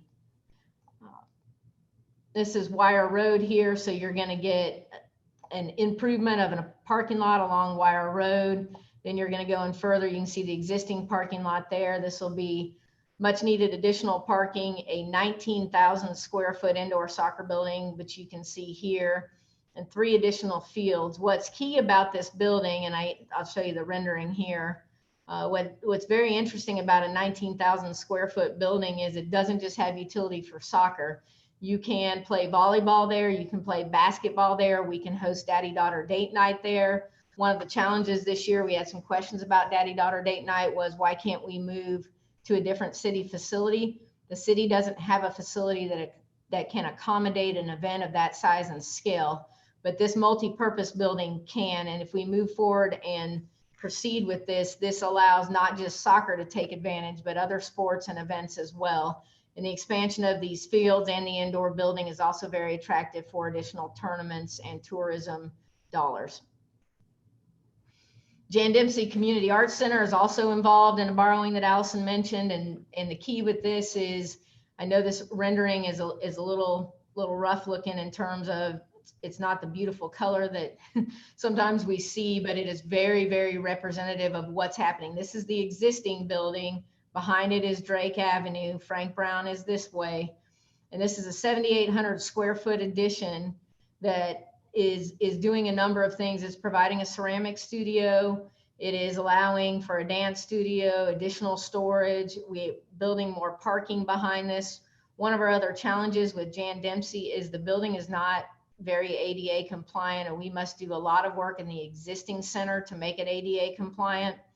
And I think going back to the ceramic studio, it's important to note that we need the ceramic studio relocated here, which will allow more programming space in Dean Road Recreation Center that is currently encompassed with a ceramic studio. So that's a $2.8 million project that we expect to build in fiscal 2022. Next is a little bit of cemetery spending. It's $128,000. If you're familiar with Pine Hill Cemetery, there's Hare Avenue. This is Armstrong Street, Casey Avenue coming in. This is the site of the former water tank.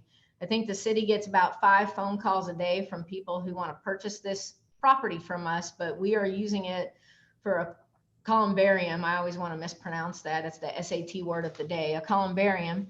And that will be built here along with a little garden and crushed brick sidewalks and landscaping. Believe it or not, we haven't been able to produce new space at Pine Hill Cemetery for some time. It's a very important cemetery to a lot of people. And for cremains, this will be a new location people can acquire space.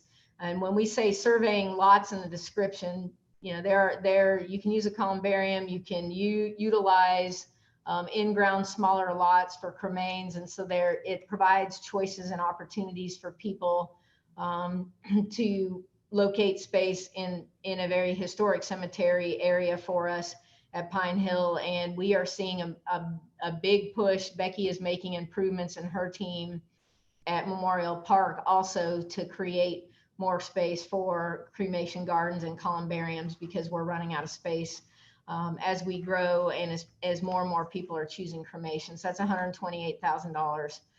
On traffic and transportation improvements, you're always interested in the resurfacing and restriping budget. I won't go through these at length. We're doing $2 million each fiscal year, about 1.5 million or so in actual resurfacing and $500,000 in restriping.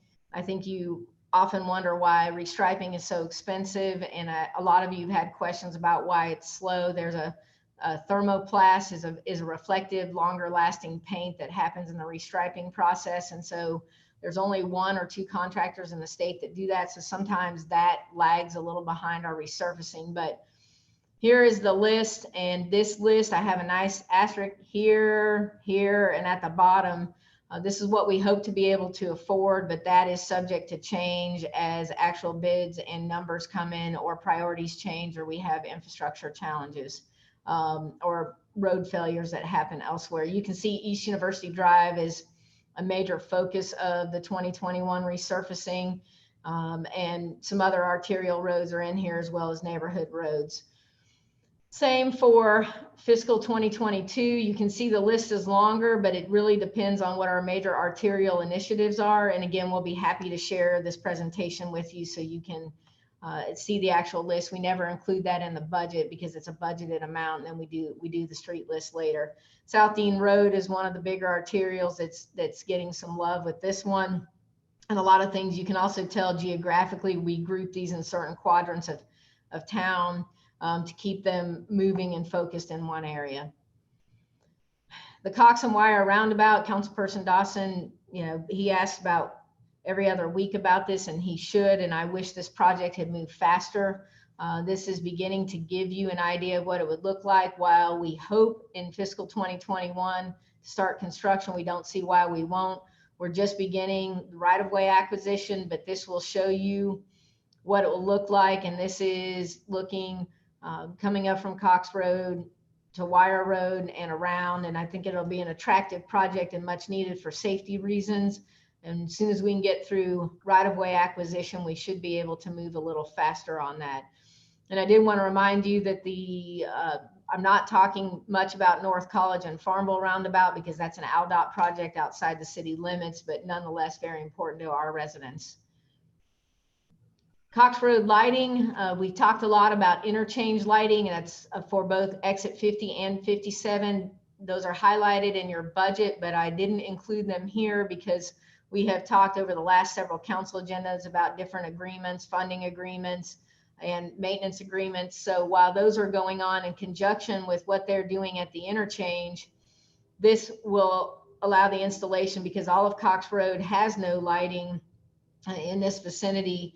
This will take the lighting from Corporate Parkway and go all the way to South College Street on areas that are not included in the interchange. So it's about $100,000 project, and that'll happen. We'll try to get that project done coinciding with the interchange lighting.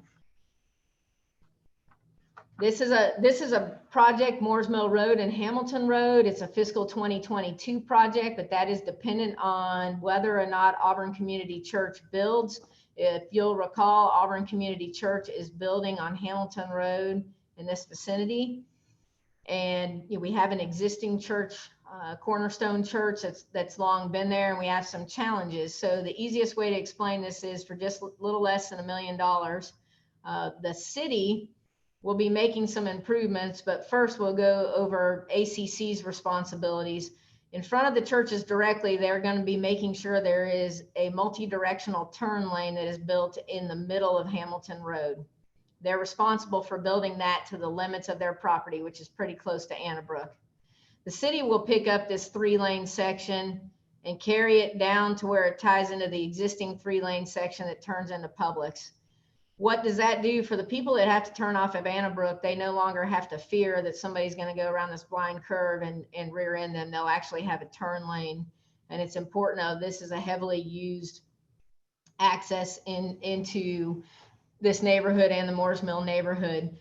The church is also responsible in their development for a right turn lane coming from Hamilton Road. And I know this confuses everybody, but this is southbound Hamilton Road to now westbound Moores Mill Road to cross back over the interstate. This is a much needed turn lane, and this is something that they're required to fund. But what would be missing if the city did not fund this is this middle piece would have no turn lane for Annabrook, and that's something that we feel is very important. It was also recommended in the citywide traffic study. This is Councilperson Smith's favorite topic. This is Annaloo and East University Drive intersection improvements. This has been something that we've had a lot of accidents at Sagahatchee, and I'll zoom in a little bit so you can see a little bit better. It's a $1.1 million project, but we've had a lot of accidents at Sagahatchee Road and East University Drive. So currently, this stretch of Sagahatchee Road is barricaded by the city. We intend in the long term to abandon this stretch completely in terms of it being a roadway. We'll leave it green. But I don't say that we're abandoning the right of way, but we're definitely not going to have this as an active street for cars. At Sagahatchee Road right now, you can currently turn left. This way, this would take you back around to Opelika Road. You can turn left in and out of Sagahatchee Road. This project would actually block that ability to turn left in there or out. It would be a right in, right out. And then we would put turn lanes in at the Annaloo intersection, left turn lanes in both directions for Annaloo, which would much improve some issues that we've had there. One caveat that we have is the airport needs to either expand it's not expand the runway itself, but a safety zone in case the plane overshoots the end of the runway. either into the Indian Pines golf course area, or they need to do something, I liken it to a runaway truck ramp, but for airplanes, that would be some sort of material that would be a soft runoff location. If the airport has to expand it into the Opelika side over what's called Country Club Road, that takes you into Opelika, if you continue on and don't go into Auburn, it takes you further east. If Opelika chooses to close that road for airport reasons, we need to rethink how we realign this intersection. And while the mayor and city manager meet frequently with the airport authority, not all details are known. So we're proposing this project assuming that Country Club is going to stay open. If it's going to close, we may change scope and modify this project slightly. Now, one of the major $13 million initiatives overall, not 13 million, I'm sorry, that's a borrowing, $8 million initiative overall is the Richland Road Connector. We've talked about this a few times. You had already approved the budget several years ago to design it. We've been slowed by some right-of-way issues. So in your budget, it's 8.3 million overall for the projects. Construction 7.7 million, and about $500,000 left in design completion. And this is about a mile of road coming from Richland Road. We have to go through Auburn City Schools property, City of Auburn property, Auburn City Schools property, and then on down through what's known as the Thad Webster property. You looked at a recent development plan for this property, right-of-way acquisition, and some funding, some participation from the developer is likely if that moves forward. So this is what we're doing, is we're moving forward and finishing the design based on this alignment. And then we will go out for a borrowing, as Allison indicated, and we will move forward if you so choose with construction of this 1 mile connector road. We think it will take a year to build. That is our hope, because traffic control will not be problematic. This isn't an active road used by anyone, but that is our hope, and this is an aggressive schedule. So that is something that we're proposing in this budget. Next, and of great interest to all of our citizens who live off of Shell Toomer Parkway, is a South College and Shell Toomer Parkway traffic signal.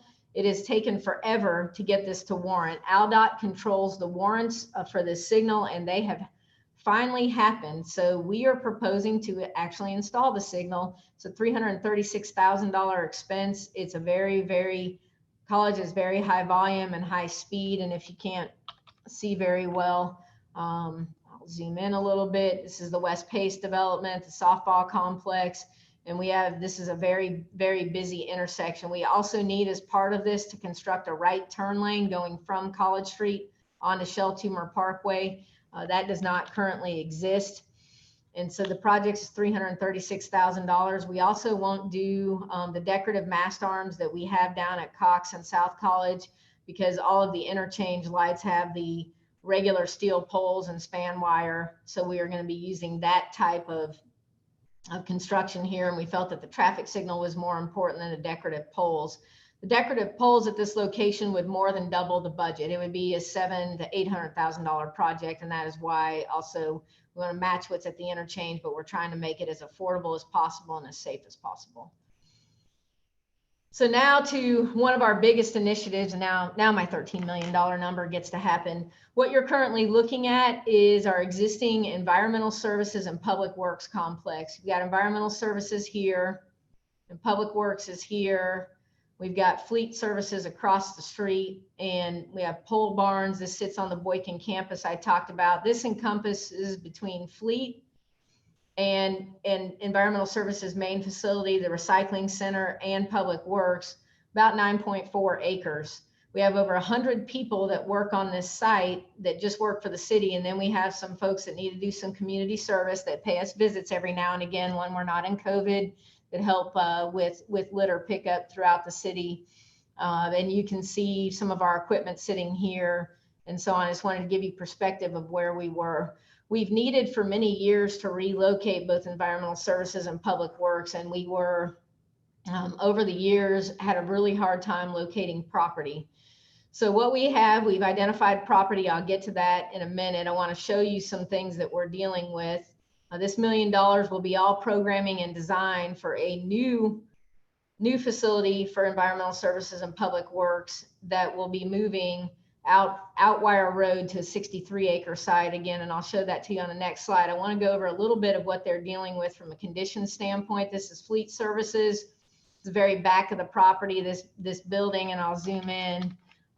Happens to be the break room for our fleet folks. They've got to walk out of the shop and into this break room. It's actually used to house environmental services and public works together until we, but as we've continued to grow, it's definitely been a little too small of a facility. You can see we house a bunch of our equipment when you drive down Donahue. You can see out back near the Boykin complex, we're storing. We've got gravel, we've got all kinds of dirt, trailers, whatever. And inside the public works building, this is where people eat lunch.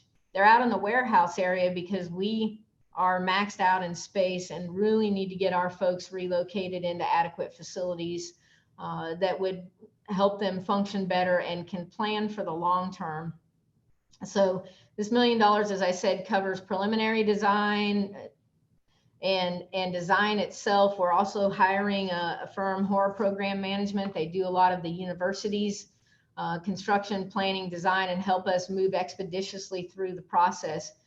Not only is it important to our people that work in these departments that they have adequate facilities, but we maintain 100% of the city's equipment out of these facilities. Every police car, every fire truck, garbage truck, regular city vehicles, and we don't have adequate space to do so, and it will slow our maintenance activities down. Our people can work expeditiously, but they can only work so fast in so much space. The other key thing is this relocation is necessary to realize the plans that I already showed you at what we call the Boykin campus as part of the Parks and Recreation and Culture Master Plan.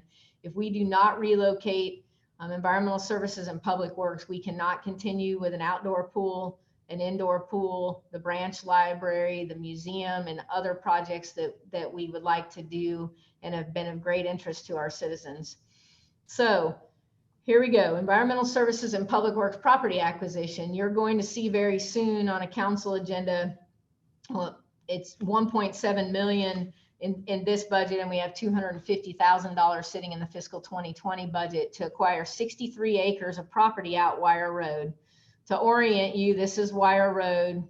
This is Auburn Technology Park West. This is exit 50, exit 51. And our current facilities, this is Donahue, right in this vicinity. And you can say, Megan, why would we locate two crews that run a lot of equipment far west of the city? I'm going to tell you, you find 63 acres of property closer into the denser areas of Auburn that the city can afford. And I would be excited to talk about it because this is the best piece of property. It's flat. It's got about an acre of wetlands. So we have 62 acres of developable property. We can grow into it. We can build the buildings that we need. It is outside the city limits. We will annex it via some property at Tech Park West. If we can get the city sewer out here, and the outer loop road, this is exit 50, this is Corporate Parkway, will eventually run very near this facility, but this will take care of us in the near term and the long term. And that is why we're choosing this piece of property. We have had some opportunities a little closer in this vicinity off of Webster Road. And we have a lot of undevelopable property there. And that was one of our challenges, as well as we have a lot of existing residential around the facility, and our trucks fire up at 4 o'clock in the morning. And so if we want to make noise or haul storm debris, we wanted an adequate space. So to kind of give you a better look in the numbers that I went over, zoomed in, D&J Enterprises is just past us, kind of off the page here. Auburn Technology Park West is sitting here, and this is the 63 acres. You can see that it's pretty flat and ready to go. So this is property acquisition money. And then next, you'll see in fiscal 22, if we want to realize the Boykin campus improvements, we want to build environmental services and public works in fiscal 22 while we program the Boykin campus in fiscal 22 so that we can start construction on the Boykin campus things, the pools and the library and other renovations at the Boykin Community Center and the museum. Those would have to be built in fiscal 23. So that's why you're seeing a very aggressive schedule here. And this isn't a planned borrowing that Allison talked about. Now, last two slides, if you want to turn to pages 248 and 249, I'm going to talk about, just hit a few highlights of major equipment. It's just 2 slides, and then you will have survived my capital project presentation. And major capital outlay, you know, where we are buying vehicles, we talk about that regularly at city council meetings. Our departments were really frugal in this budgeting process and didn't submit a lot of capital outlay requests. They were very careful in what they did submit, and they submitted what they felt they truly needed. Yes, we're funding a number of police cars, and you'll see a change in that. They're Chevy Tahoes. And you saw you've already funded some of those previously. But highlights of major pieces of equipment you may be less familiar with. It's simple things. Parks and Recreation has a ridiculously old backhoe that is failing and is causing problems with projects. We're funding that. Public Works needs a dump truck, and that sounds crazy, but our Landscape and Sustainability Division, $70,000. That's just something that's a vehicle expansion. And Jim talked about all the right-of-way servicing that we're doing. This is one of my favorite pieces of equipment in the city, which is the vac jetter combo. You know, it's a big jet that can clean sewer lines, but it can also vacuum out whatever you want. Eric describes it like the world's biggest shop vac, and I would agree, but it's a really good piece of equipment. But we can't afford, when a sewer line is blocked, to not be able to get it back out. That's a sewer fund replacement. And then Katrina with Environmental Services, you see what we call our knuckle boom trucks, and they're orange and blue. This one looks slightly different. Driving around the city, and you see 2 people. You see somebody sitting in a cab that's usually up here, and somebody else driving it. These are single operator knuckle boom trucks. We have to run a lot of debris that we pick up from people's yard waste. We haul it back and forth. We can end up with trucks that are out of service for periods of time. And so by having a single operator, we can cover the city more efficiently. And if a piece of equipment is down, it doesn't cripple a whole section of the city. So that's covered in the solid waste fund. And then we're constantly buying garbage trucks because they have very high operating costs and repair expenses. In fiscal 22, it's a little more of the same. It is fire engine number 3. You know, we purchased a pumper for fire station number 6. We actually did it a little bit early because we got a savings. So we already bought the one for number 6 in fiscal 20. So that's why we're skipping. It was originally budgeted in 21, but we're skipping that in fiscal 21, a fire truck. But we need to replace fire engine number 3. We'll likely keep the existing fire engine number 3, which we don't normally do, but the fire division wants to utilize that to help with campus and football and other things that they do, so that we have a backup pumper should one of our pumpers be down mechanically and for big events. Believe it or not, cemeteries needs a truck with a crane so that they can lift many different things that they do and taking care of people's loved ones. And then Environmental Services has an animal control van. Those are just normal equipment needs. This is a 2008 van. It's pretty old, and they need a new one. And the same, solid waste will continue with the single operator knuckle boom chassis, and then more garbage and recycling trucks, and then more of the back door service garbage trucks. So, there you go. That is a lengthy capital projects presentation, but I'd be happy to answer your questions. There are a few projects that we didn't fund. If it's a capital project and it was conditional, what we termed internally conditional, it doesn't show up in your document anywhere because we're going to see how revenue goes. If revenue were to improve tremendously, we might propose it to you, but it is more likely that you would see some of those projects reappear in the mid-biennium budget or in future CIPs into the next biennium, but we're waiting on revenue to determine. We had a few capital outlay pieces of equipment, things we did not do. Those are conditional and they're in your budget document. And that just means if we have revenue to support that, then it's something the city manager will propose to you. And that's all I have. Okay, I have a couple of questions. Where is the design at for the Boykin? Is it in our is it in this booklet? It is. It would be in your budget on your capital project pages. So the easiest, it comes in multiple ways. It would be on page Well, I'm gonna have to put my glasses on, Connie. Megan, I think she's asking for the actual design, not the money portion, but the actual design. Isn't that what you're asking? Connie? Yes. No, ma'am, it is in the Parks and Recreation and Cultural Master Plan, and we'd be happy to send you to send you the pages from that. But the design itself is changing. The museum and other things are not designed; they're just located on the site. The design for these things is included in this budget, and that is where that will begin. Okay, if you would send me that, please. Ma'am. And also, I wanted to ask, for additional lighting in Northwest Auburn, is that in this budget?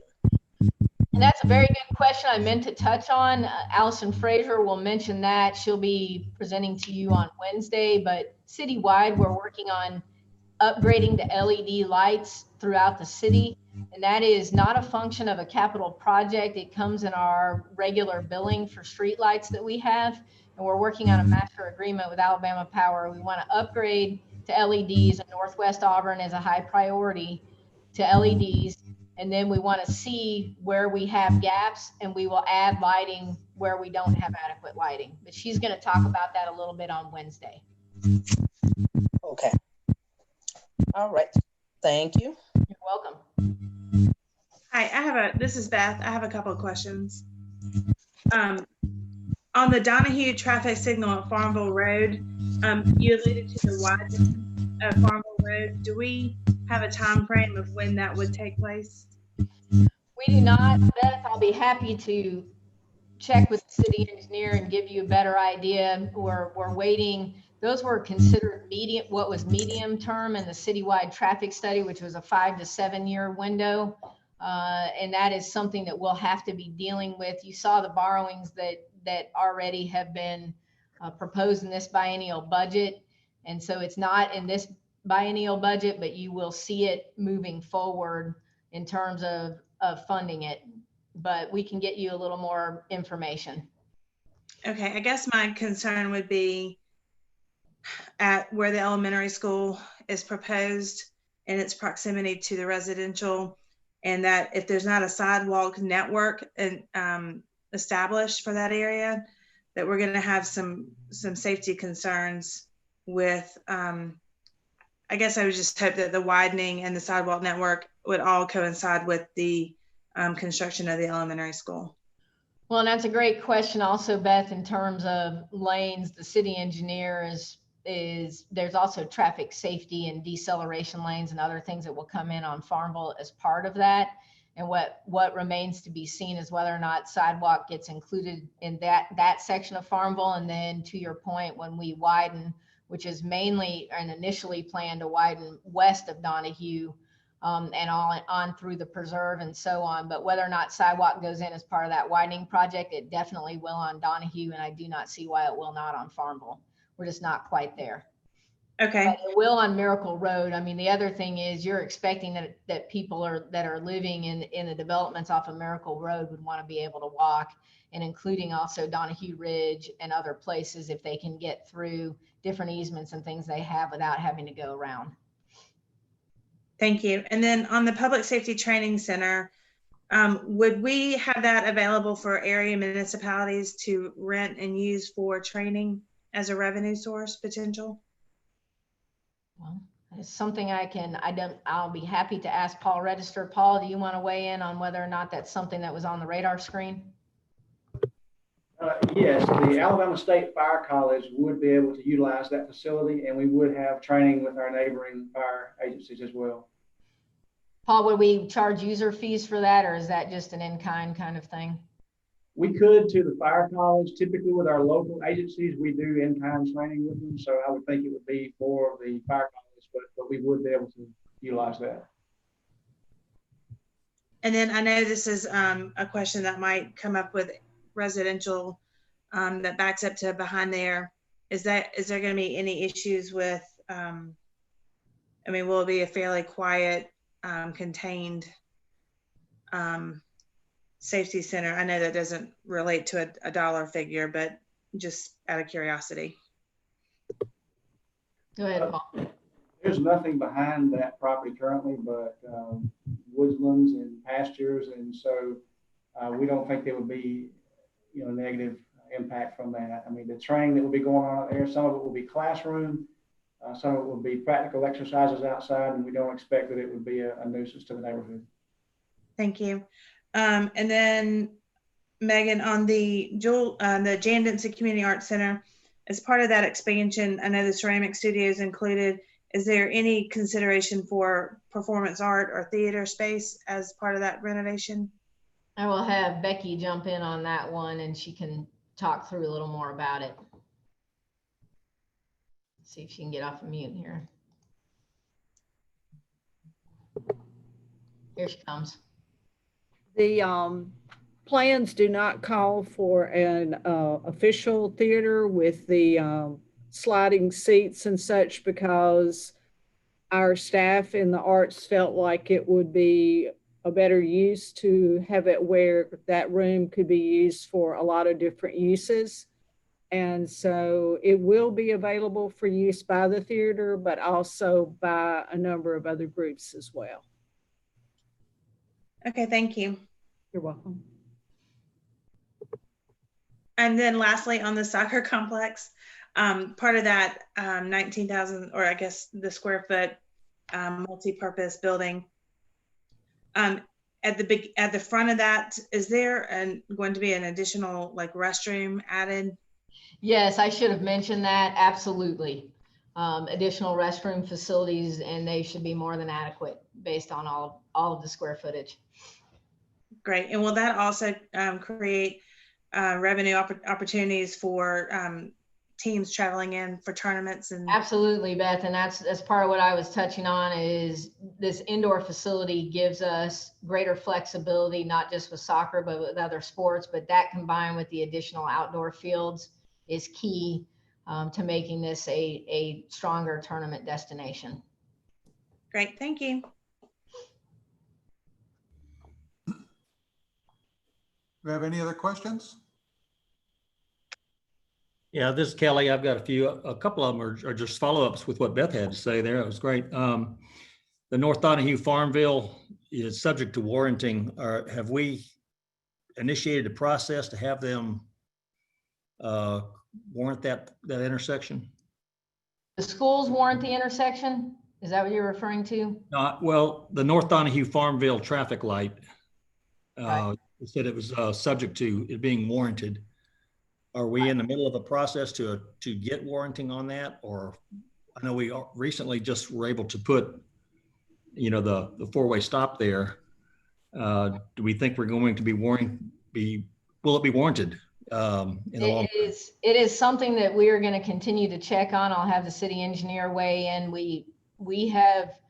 They warranted the four-way stop, and it wasn't far off from warranting the signal. So what we do want to say is Auburn City Schools, once that elementary school is under construction and the warranting criteria we know when its opening is met, we anticipate the signal will be up before the school opens. If it warrants sooner, and I'll have the city engineer speak to what intervals she's going to check. As we've discussed for some period of time now, as soon as it's warranted, we'll recommend putting it up. But to my knowledge, it's not warranted right now, and due to COVID, Right. yeah, numbers been down. Allison? Yeah, when we installed the four-way stop, we said we would check the warrant in about a year. So we still have several months. We'll check it about next summer. Okay. Great. And but where as will the school be located? I'm sorry, say again? Where's the school going to be located? To the east of Farmville Road, between Miracle Road and Donahue. Okay. Yeah, so just west of the fire station. Just west of the fire station. Yeah.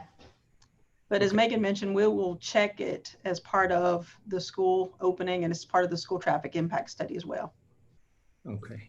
And I want to be clear, we're checking a lot with circulation there with the schools, and the city manager and city engineer and myself are coordinating along with our executive director of development very much with the schools about how that traffic pattern is going to work. Okay. On the public safety training facility, is it going to include a firing range at all? No, that is not initially in the plans, and Paul can speak further to that, what the deal is with a firing range. Okay, I know we have that one in Beauregard that we share, and that seems to be a pretty nice facility. Yes, sir. The plan would be to continue to use that facility in Beauregard for some years to come. It still has usefulness, and we would continue to do the shooting at that range out there. Okay. All right, thank you. And I noted when I went through the training at Opelika for the CERT training, I know some of their exercises did involve simulated explosions and whatnot. So, but I think they just handle it by notifying the public ahead of time if they're going to have a noisy night or something. I assume that's kind of what we would do as well. Yes, sir. That would absolutely be the case. Okay. All right. Well, thank you. Next question is about the Boykin Center. You said FY22 would be budgeted with probably construction in FY23. So the folks that have been talking to us about an indoor pool and all that for a while, we need to tell them to hold off until 23. Is that correct? Yeah, that's correct. That's as fast as we can move because we have our existing public works and environmental services buildings have to be relocated before we could construct. And that's why 21, we're going to design that environmental services and public works, and 22, we're going to build it. So they'll be moving off, and those are going to be pre-engineered metal buildings. Their construction will go faster. Nothing wrong. The public safety building is gorgeous, but it's not that same style of construction. So we think we can get that built in 22, and then we'll program and design Boykin things in 22 to be under construction in 23 once everything's relocated. But that's not an opening in 23. It would be 24 or later. Fiscal 24 before we could get facilities open on that property. Okay. And my last question is about the Richland connector. I know that's going to entail borrowing, but if there's any possible way to move that forward, that would certainly benefit a number of communities on the Ward 2 up there with that connection going through. And Richland Road has long been a source of congestion and contention about why we were allowed everything to happen like that on a one-way, basically a dead-end road. So if there's any possibility, even with borrowing or moving some things around, I would hope that I'd get some support on accelerating that if possible.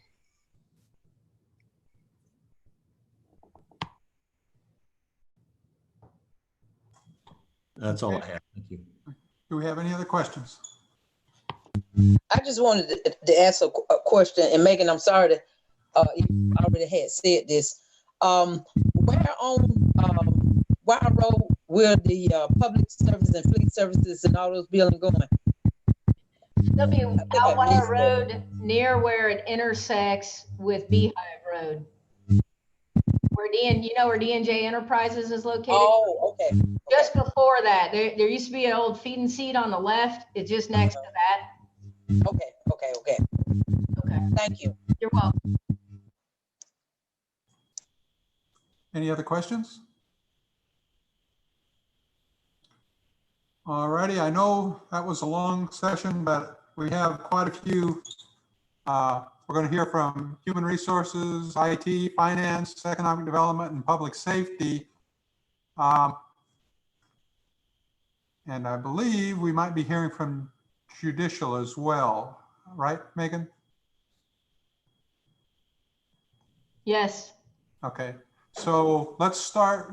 If you need to take a break, take one quickly, but we're going to continue with Kristen Reeder, our Human Resources Director, and she's going to talk a little bit about the Tier 1, Tier 2, and the public safety police salaries. And I'm going to cover a few other things that you brought up when you were talking. So good afternoon, everyone, or evening now. I get the privilege of starting the departmental presentations for you. And I also get to talk to you about my favorite subject, which is our employees, and one that has a huge impact on all of us. So let me just make sure, and I apologize if I should be seeing the screen sharing. I think Greg is bringing it up. It's a different presentation. There we go. All right. Okay. So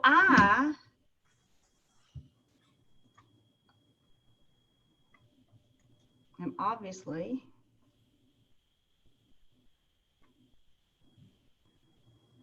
okay. So we're going to talk a minute about an interesting fact about our organization that I think tells a great story about where we are. And Stephen kind of asked about it. We're going to talk a little bit about the engagement. We're going to look at some of the things that my wonderful staff and department has been working on. And then we're going to talk about what you can expect from us going forward. Now, this is the first time I have given a presentation sitting down, so I'm going to do my best to not pop up in my excitement about talking about things. But definitely we will have questions at the end if you have some. So how do we know that Auburn is a great place to work? Or one of the stats that we track, and I think tells a story, is that as of July 31st, we have 46% of our employees who have 10 or more years of service.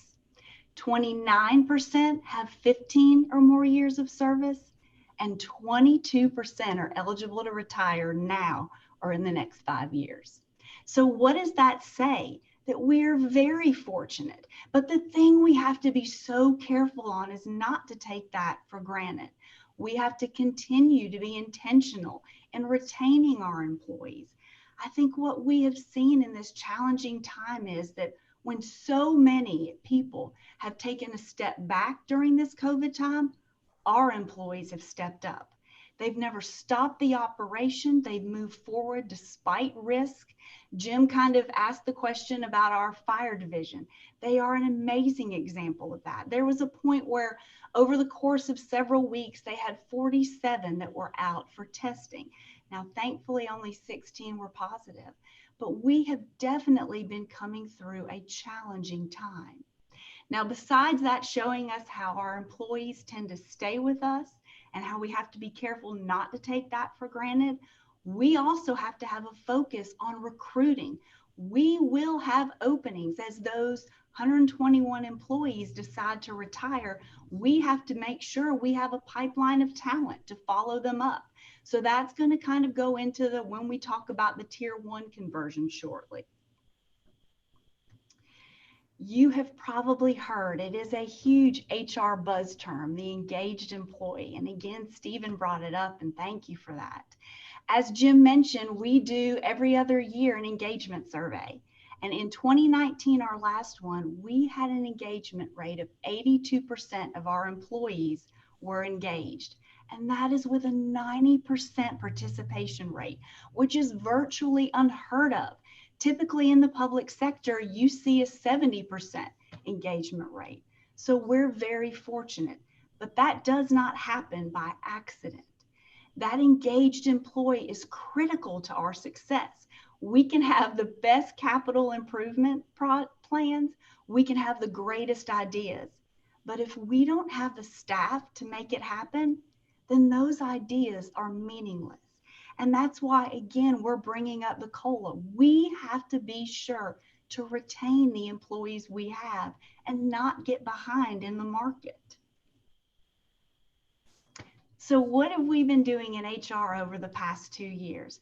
Well, as it turned out, something really timely. We have been focused on making a paperless transition. So we go more toward the electronic side. And that includes in our onboarding. So when we bring people on, our payroll action forms when there's a change, and lately our performance appraisal system. This has been a huge hit and was developed by a group of employees. And we're going to talk about that in a minute. Our employee self-service, where now our employees can see online pay stubs, change their taxes. This kind of initiative frees us up in HR to look at other ways that we can creatively engage the employees. And then, of course, training. As we talked about, that is critical that never stops, especially given the challenging times that we're in. So where are we going forward? So I'm going to talk to you, and you probably saw in the budget document, the term high-performing organization. And what does that mean? And then I'm going to talk to you about the Local Government Retirement Fairness Act and why it is so critical that y'all pass this. So a high-performing organization. That is just a framework that we are intentional to make sure that we're giving the tools to our employees. We expect leadership at all levels. We talk about it is not a title that makes a leader. It is your actions. It is your adding value, your influence. And we expect everyone across the organization to function in a leadership capacity. It's why we will continue to succeed. We also expect them to what we call step back from the crank. And that's where being intentional to stop and ask, is this the right way to do it? Is this the most efficient way to do it? I think we've all been guilty of just getting in that daily routine. But if you don't take time to stop and ask these questions, then you could quickly become inefficient or your process is outdated. The last piece is our parallel organizations. And this is where we require employees to come together in teams to solve problems. As I mentioned, our performance appraisal system was the latest creation from a parallel organization. And our employees come together, and it doesn't matter your title. Everybody is expected to have a voice and an opinion. And so it's through these things that we will continue to meet the needs of these citizens. Because after all, even though the HR department, our customers are internal, our mission is simple. It's to provide excellent customer service to the citizens of Auburn. So Jim mentioned to you the police office, the police compensation that we have to adjust. We've had vacancies, and Paul's going to talk to you more about this, that you were gracious to give us 12 more positions, but we have not been able to fill them. Part of that is we've fallen behind in the market. But the other piece is that the legislature has passed Act 2019-132, and this will allow what we call Tier 2 employees to have Tier 1 benefits. And so right now, any employee hired after January 2013 has to work until they're 62 with 10 years of service. They don't get the benefit of working for 25 years and then being able to retire. So even if you have somebody that starts a career early in public service, they may not make it till that age. There's also a lower retirement factor. So not only are we having to work longer, and I say we because I was hired in July of 2013, so this applies to me. And not only do we have to work longer, but we also get paid less. We can't convert our sick leave into service credit. So as Jim mentioned to you, this turned out to be an overcorrection by RSA. So at your next meeting, September 1st, you will see a resolution where we ask you to enact this, allowing us as the employer to give the Tier 1 benefits to our Tier 2 employees. There is about a $300,000 cost to it. Our employees have to pay about 1.5% more that are currently on Tier 2. The Tier 1 employees are not affected. But I know I grew up hearing stories about people that went to work for the government largely in part because of the retirement, and we have lost that. Now, just to give you some perspective, there are about 200 agencies across the state that have already enacted this, including Lee County. And I know that Opelika is currently looking at it too. It would not be surprising if you have somebody, let's just say a police officer, that's looking between two agencies. Which one are they going to go with? The one where they can retire after 25 years and be paid more, or the one where they have to work longer?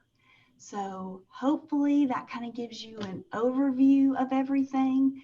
I'm happy to answer any questions that you have, and hopefully, Jim, I covered what you needed me to cover. Yep, you did. Are there any questions for Kristen? Yes. The 300,000, is that a yearly cost or is that a one-time fee? No, there will be the additional cost as the employer, yes, but that's our first year cost, and then it's based off of payroll too. Will it be around that figure annually? You know, but I'm gonna look. Allison, can you speak to that? Yeah, sorry. I get my camera on. Yeah, so it's going to be we pay RSA a percentage, and so that percentage is going to change, and it's going to change as payroll increases. It will change, but that would be the initial year. It is going to change as payroll increases. Okay, so is it safe to say that the following year it will be around the same amount of money? Yes, and we actually have already looked at the 22 numbers. I believe Kristen has that as well. It's about the same amount, yeah. Okay, thank you. Thank you. Any other questions for Kristen? Okay, I believe IT is next.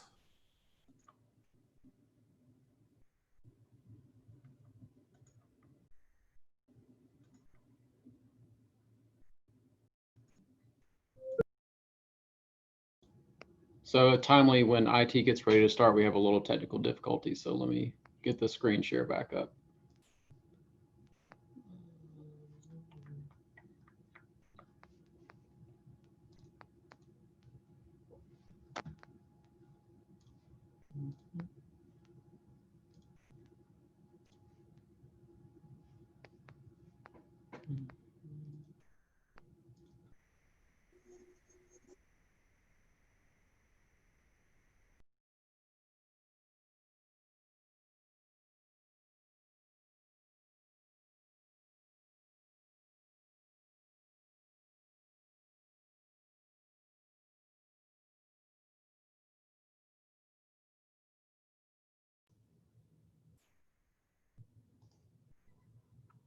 Oh, wait, there you are, Greg. Greg, you are muted. Okay. Can you hear me now? Okay, so as we kind of step into IT here, I'm just going to start with our mission statement. As we're looking at our mission statement here, the thing I like to stop and highlight is that we consider the employees of the city of Auburn to be the city's most valuable resource. And our job is to make sure that we're not just acquiring and implementing technology just for technology's sake, to make sure that we're employing the right technology in the right places and in the right ways so that all employees have the tool set that they need to do their jobs in the most effective manner. And that relevant and reliable information is presented to those that need it to make informed decisions. As Kristen mentioned, trying to stop and pull back and look at processes and stop standing and cranking the wheel. We're also looking to evaluate our processes with our partners out in the organization to see where additional efficiencies can be found, hopefully resulting in savings of both cost and time. I would like to stop here and just take a minute to share our IT team with you. The group that you see here has a combined experience with the city of over 115 years. This time spent with the city adds tremendous value to the skill sets that come with these positions, as that institutional knowledge that they now have is invaluable when you're examining and dissecting our different systems and how they interact with each other. So we logically organize our department into different work teams. Our first team you see there on the right is our frontline support group. This is where we handle most of our daily help desk type of work. In our help desk, in the past year, we've completed approximately 4,400 work requests, which is about 17 per business day. These folks also support over 750 laptops, tablets, desktop computers, 500 phones, and 750 cellular endpoints. Our next group is our super systems. This is where we're supporting our higher level systems. In this space, we're supporting approximately 90 servers that could be virtual and physical, over 700 terabytes of file storage, 83 switches and routers, over 15 miles of city-owned fiber, along with our email infrastructure, just to name a few things. Up next, we have our GIS group, which is primarily responsible for our enterprise GIS infrastructure. That serves as a central authority to feed a number of different city software platforms and processes, which include our city work order and asset management system. These folks are responsible for supporting over 4 terabytes of GIS data, 700 data and map layers, and aerials dating back to the 60s, which now includes our recently released 2020 aerial imagery. So if you haven't had a chance to check that out, that should be up and available for you to see. In our city work order system, which is called CityWorks, we're supporting over 200 users and have seen over 3,000 service requests pushed through that system. Finally, on the far left there, we have our development group, which is where we house our developers that support over 60 custom applications and 20+ enterprise level system integrations, which is where we're able to draw that additional value out of city systems by being able to share information and workflow between the different software platforms.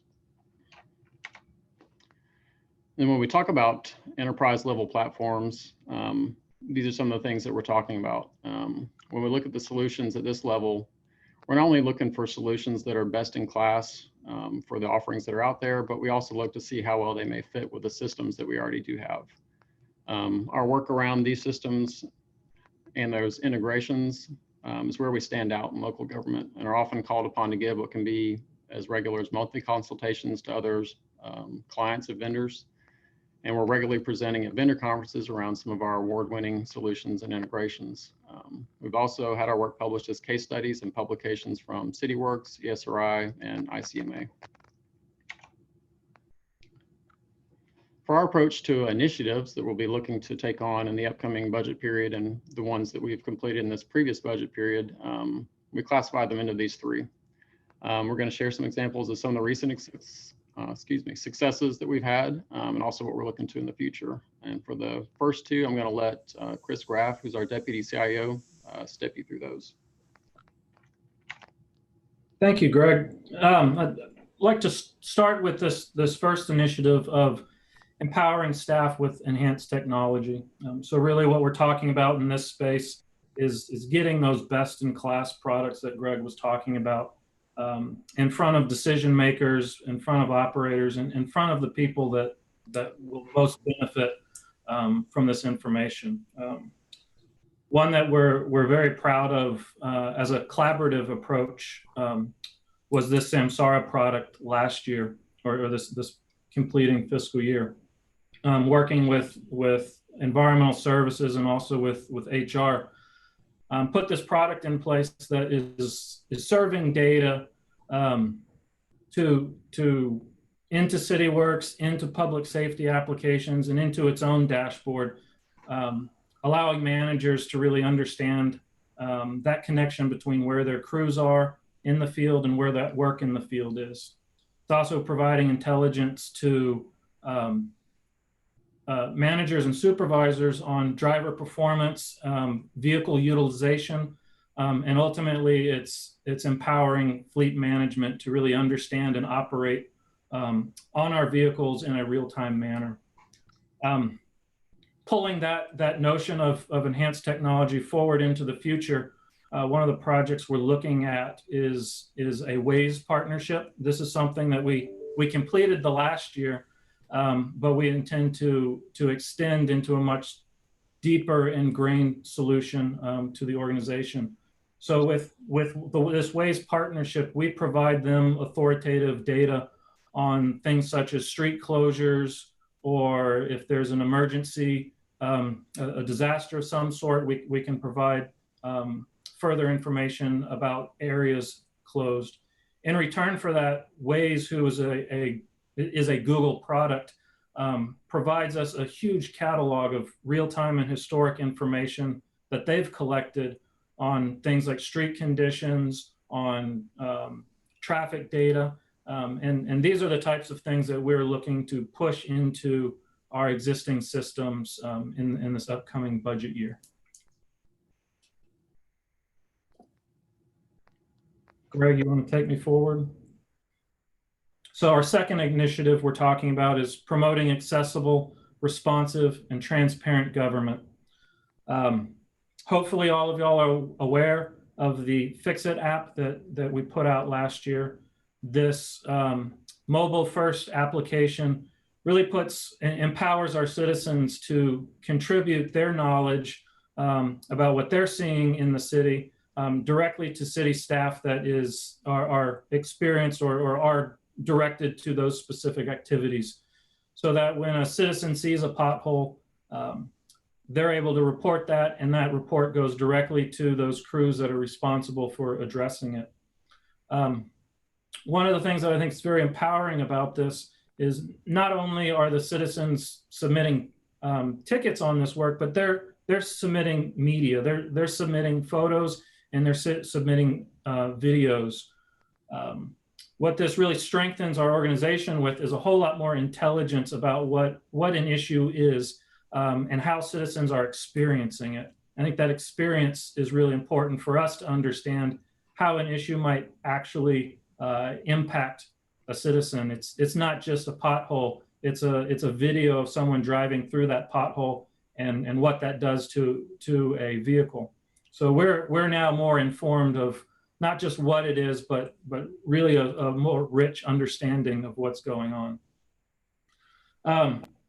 Looking at accessible and responsive technology moving forward, one of the things we know is coming, and I don't know if Paul's maybe going to speak to this later on, but Next Gen 911 is a new evolution in 911 dispatch that's really going to modernize that approach. But with that comes the modernization of the technology and data to support it. And what happens with Next Gen 911 is the data that supports it is really pushed down to the local level. So us as the local authority now have a strong stake in the quality of our information. And now this is something we've always prided ourselves on. Our address data, our street centerline data, these GIS data sets that will really inform that Next Gen 911 system. But in addition to just making sure we have the correct data and that our data is trustworthy and up to date, there's a huge coordination effort with our neighboring agencies as well as with the state to get this underway. So we're going to see in the next couple of years a huge initiative on our part in coordination with public safety and coordination with planning and in coordination with others to really make sure we've provisioned our data to be everything it needs to be relied on by our first responders.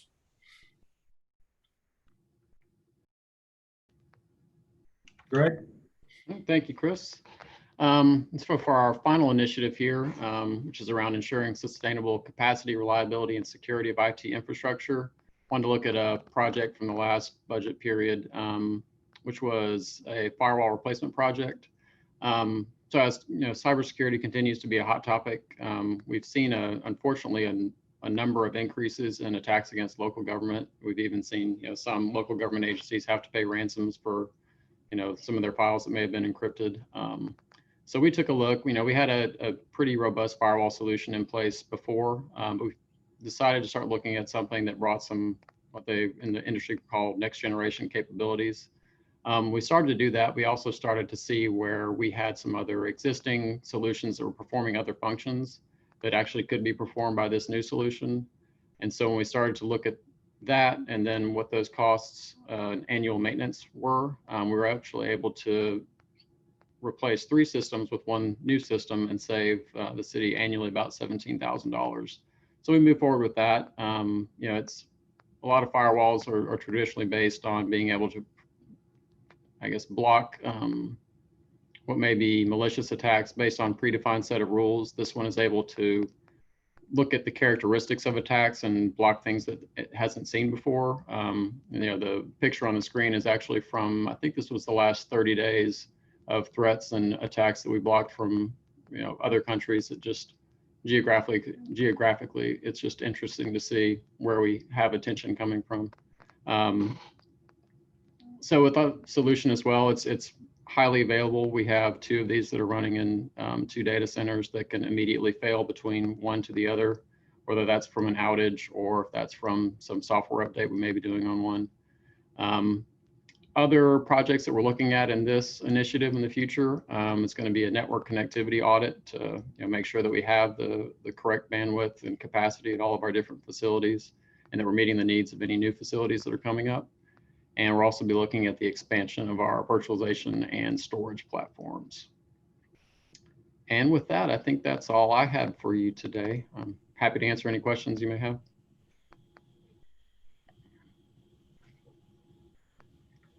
Anybody have any questions for Greg? Yeah, this is Kelly.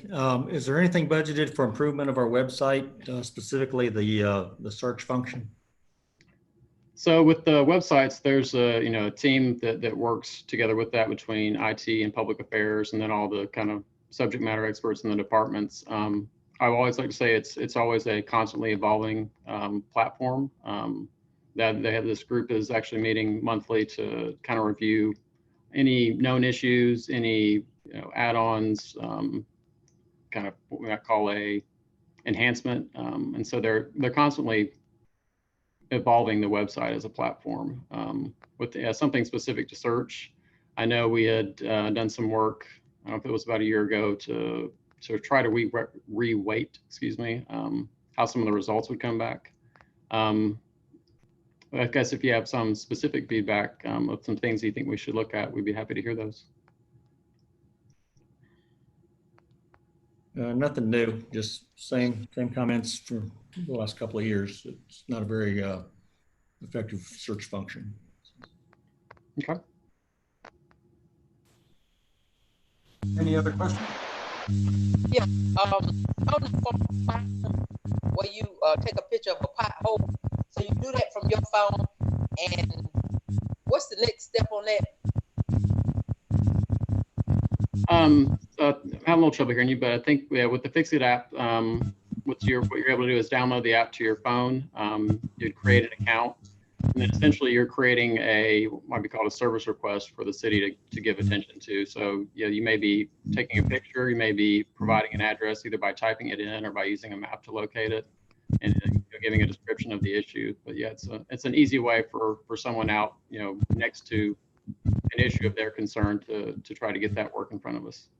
And Connie, that's available now. You can just download it from, if you're on an iPhone, you can download it from the Apple Store. If you're on another device, you can download it from the Play Store, the Google Play Store. Okay, thank you. Okay. Any other questions? If not, we will go to our next one, which I believe is finance. Okay, yes. I wanted to talk a little bit about the finance department today. I always love an opportunity to talk about what we do in finance. We do a little more than count beans. That's what people think we do most of the day. A lot of what we do happens behind the scenes, and so having a chance to talk about that is great for us.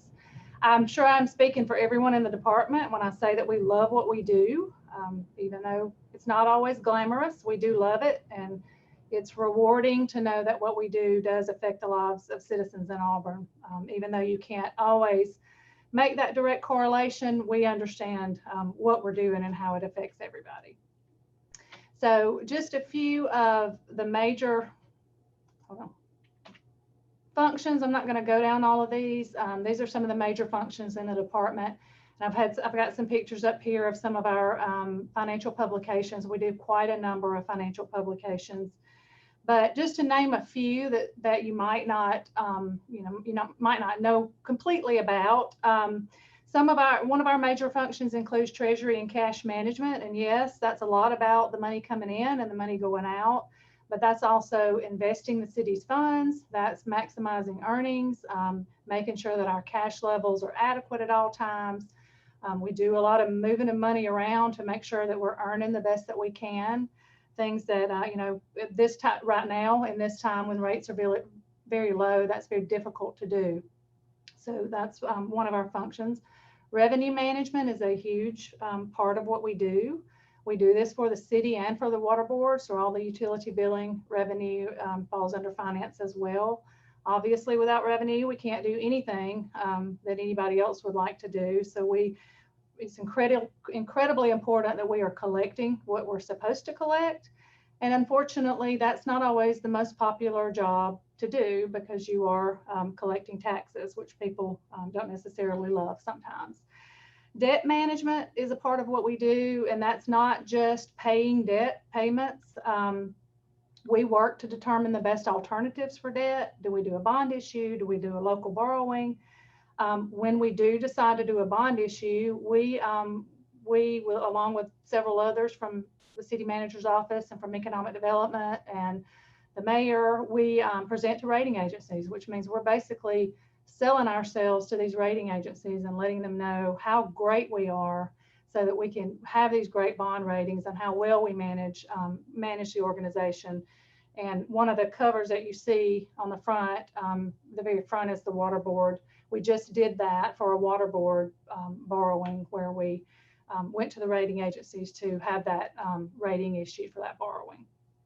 We have a lot of deadlines related to borrowing. If somebody does invest in our bonds, then we're required to submit certain information to make sure that they know where we are at all times with financial information. So we handle that as well. We are constantly monitoring the city's activities for legal compliance when it comes to bid law, accounting and financial reporting standards, things like that, grant compliance. We do those things as well. We analyze and we budget and we purchase. We help other departments do all those things as well. On occasion, I mentioned rate analysis for our utility funds. We do that with consultants and trying to make sure that our user charges for our utilities are being done. The rates are adequate for those services. And on top of all that, we do some plain old accounting. So we do some bean counting. We do debits and credits, and we do all of that kind of thing. And governmental accounting is very different. It is not the same as what you see in the private sector, because our focus is different. We're not in this to make a profit. We're in this to serve citizens. And so accounting for that is done a little differently. One last thing, and I did mention a little bit, is that all of those things that we do, we also do for the water board. So we're dealing with two entities all the time. Okay, so some of our 1920 accomplishments, we continue to win the Certificate of Achievement for Excellence for our CAFR. We continue to win the Distinguished Budget Presentation Award for the budget document. And those things are really important to us and very important to rating agencies when they're looking at how well we manage and our financials and how healthy we are financially. We did 2 rating presentations during this time period. One was for the city, and we were affirmed with our AA+ and AA2, and then one for the water board. We only do 1 rating for the water board, and we did that in February, and that was affirmed a AA2 rating, which are excellent ratings. And then our last but not least, our financial software implementation has been one of our biggest initiatives over the past few years. And this image that you see on the slide was the theme of our project. I don't know if you have been involved in a financial software implementation. If you've converted from another software, I've done it twice since I've been here at the city since 1999. And I can say with complete confidence that I will not do it again in my career at the city. It is a terribly hard, long process. And we just implemented utility billing in June. And so we are technically done with the major implementation. But we do have some loose ends and some things to tie up with that. So our theme was, we did this in an effort to motivate employees. Projects like this can really bring you down when you've got a lot of things like this going on, and all of this is happening in addition to your regular work. So we had a contest. City employees helped us name our project, and our project was #MoveIntoMunis, and we had the roadmap and the moving trucks, and that helped make things a little bit more fun for the staff. When you're dealing with something that's 2, 3, 4 years, it takes a lot of motivation to make it through that. And a little bit of what happened during that process is what brings me to our initiatives for the next 2 years. So one of the things that working in that Munis project brought out is that there are some things we need to concentrate on. We need to tie up some loose ends with the software project. We need to, we have a few other things to implement like bid management and vendor self-service, which we will do. We learned during this process that a lot of our, I would say a lot, but some of our overarching policies and procedures might be a little outdated. So and you'll see in the first two initiatives of stewardship and exceptional services that policies and procedures is a big part of that. So we want to do some revamping of travel and training policy, investment policy, things that will make us better stewards of the city's resources. And then we also need to continue with training for our staff. Our staff, you know, there's more technology. It's important that everybody keeps up with that. We have new accounting standards every single year that require us to switch gears and change accounting and account for things differently. So we want to make sure that our staff continues to educate and train and are able to follow some of those high performing organization techniques and practices that Kristen mentioned. So that's just really quick overview of finance. Are there any questions?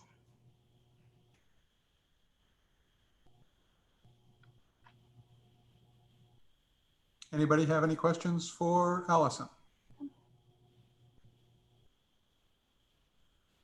Okay, seeing that, thank you, Allison. We'll go on to economic development. We have basically economic development, public safety, and judicial left to go on this session. So we're getting close to the end. So Philip, economic development.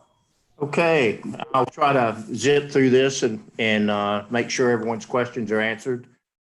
Basically, I'm gonna do it a little different. I'm gonna talk about our initiatives for this next biennium. I think we were asked to come up with 3 key initiatives, and the ones we elected to go with, which we feel are really important as we our big concern is about workforce in this market, is to emphasize entrepreneurial and technology. And we've done that. We added a staff person to really focus working with Auburn University on entrepreneurial activity. And we've had a lot of success with Alabama Launchpad and other programs. The university is building a new incubator center along. They're putting a bigger emphasis on entrepreneurial activity. And so we have a very close relationship with the College of Engineering as well as the Harvard College of Business. And so we're working very closely with them on the entrepreneurial activities. The second major initiative is continue with the Advanced Manufacturing Training Center. We were set back a little bit with COVID-19 impacted us some, but as you can see, well, you can't see that, but now you can see the slide. We've begun to do training on the CNC machines and on the advanced milling centers that we've created in partnership with the College of Engineering.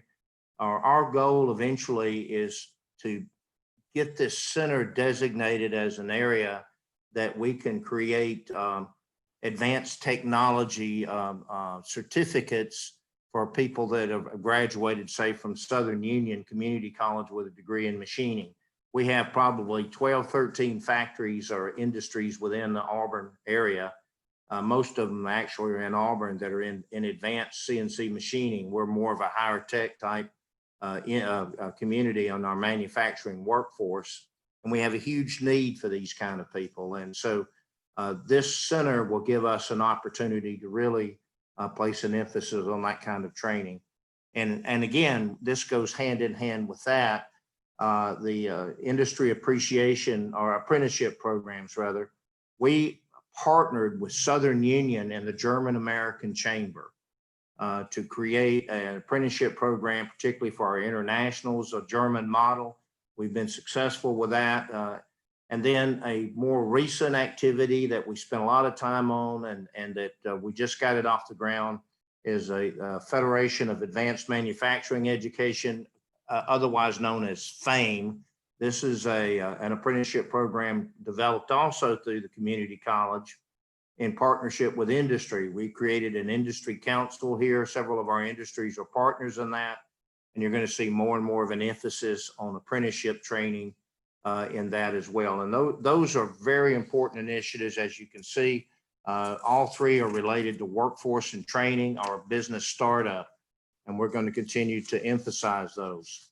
Quickly moving over to the next slide on major accomplishments. I'll run through those. We were humming as usual pretty well before COVID. Prior to COVID, we had already announced in the last year and a half 14 projects, and as you can see, an announcement of around 338 jobs and 106 million in planned capital investment. And then COVID comes around and the market is basically shut down, and all at once, we're having huge problems with the manufacturing base. And so I'm going to go in a little bit more detail on my next slide, but suffice to say, very quickly, we were down 1,000 employees in our manufacturing base. We also had a severe impact in commercial. Although we're not responsible for commercial recruiting, we are heavily involved in supporting the commercial development effort. And of course, we have a strong background in incentives. And so we were asked to pitch in a little bit on that. The city manager asked me to put together some support. And so out of our operation, we designed the interest subsidy program, which kind of complemented the PPP program that the federal government did. And so we had a lot of local companies that did participate in that program. And it was, I think, a successful effort to show our businesses that we are committed and care about them. Of course, you've read a lot about SIO2 materials. They're part of the president's Operation Warp Speed. If you've had a chance to go out in the West Tech, you can see that we're in the finishing touches within the next 30, 40 days of completing a major expansion for their new molding center. They announced $163 million investment. Some of that money came from the federal government, really from the Department of the Army through BARDA, but it also resulted in an announcement of 220 jobs in connection with them. And what they're doing, what SIO's doing, they're manufacturing the vials that will be used for the Moderna vaccine. They also are selling those vials to other companies that are in the vaccine production business. So this is going to be, it's kind of jump-started that company even 5 years further down the road. There are a lot of things are going to happen. Another that I selected out of this, because I think it's really important, is the food bank. And a lot of people don't realize the IDB is, over the years, has been the major supporter of the food bank in terms of space. And we were able to partner with them on a major expansion to the food bank. And we actually financed the structure for them. And if you had a chance to go out and tour it, it basically doubled their capability. And it turns out that's a huge need as a result of COVID-19. They've been heavily impacted. And of course, the city is supporting them as well through the block grant and other activities. Some of the other selected projects that we did during the shutdown, when I talked about industry impact, immediately we have several international companies. As a matter of fact, we have had about 29 international companies in the Auburn base. And within 60 to 90 days of COVID, the complete shutdown, so a couple of those were experiencing real problems. And one of the problems, they couldn't travel overseas. Their sales forces were based in Europe, and they decided to pull back. And so one of those was Borbit, as we know. Another was Technoplast, a U.S. company, but actually that was their Swiss division here. And of course, last but not least, a little Japanese company that we had, Nikki. Those closed, and they resulted in a substantial loss of jobs. As a matter of fact, around 562. When you look at the total base being reduced about 1,000, out of that, I like to look at some of the companies simply laid off because of COVID, because they couldn't come to work.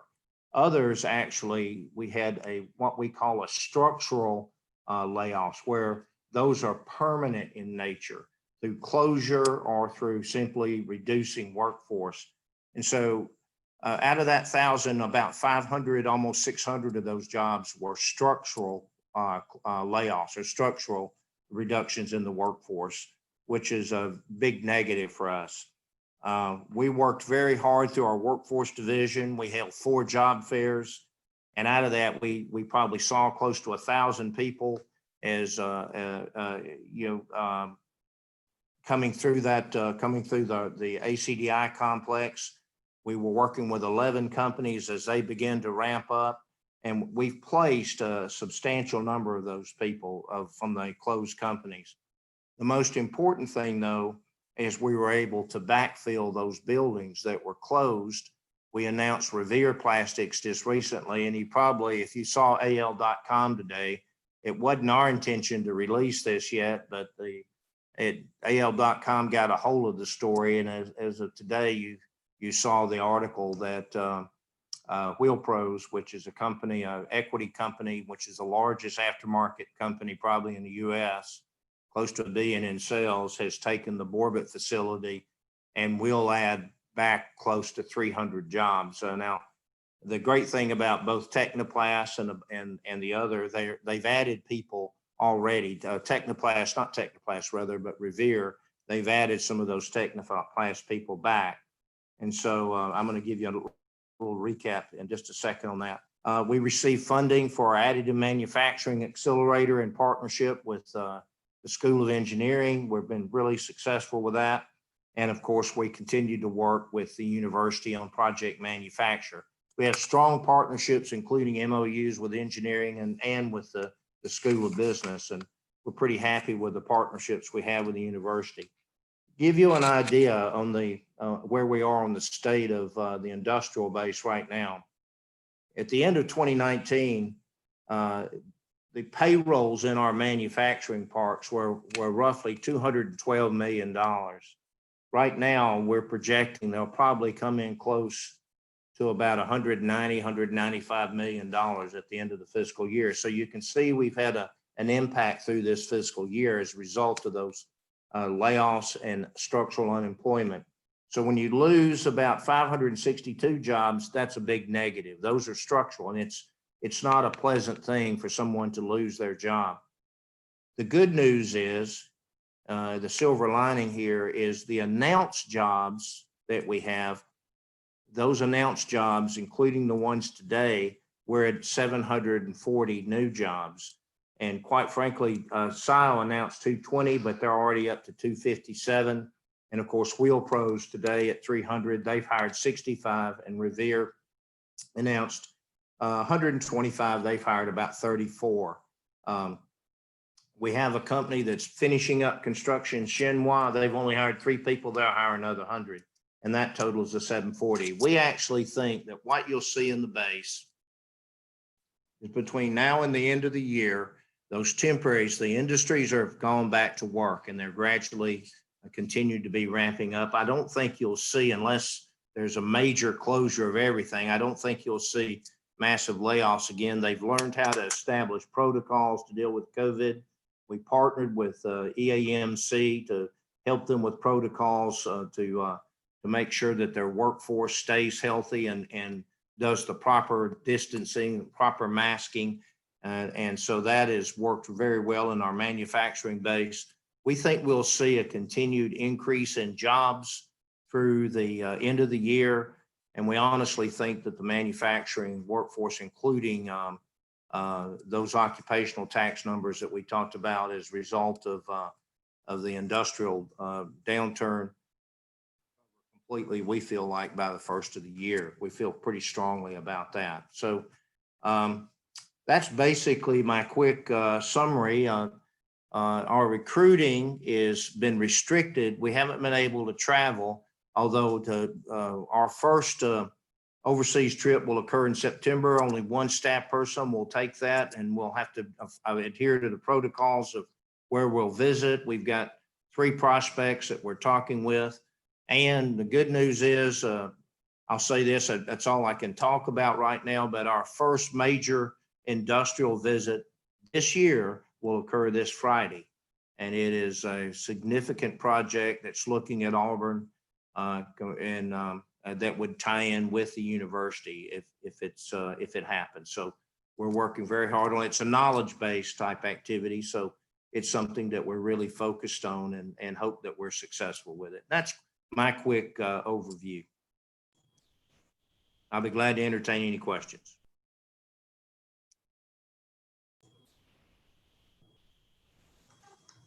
Any questions for Philip?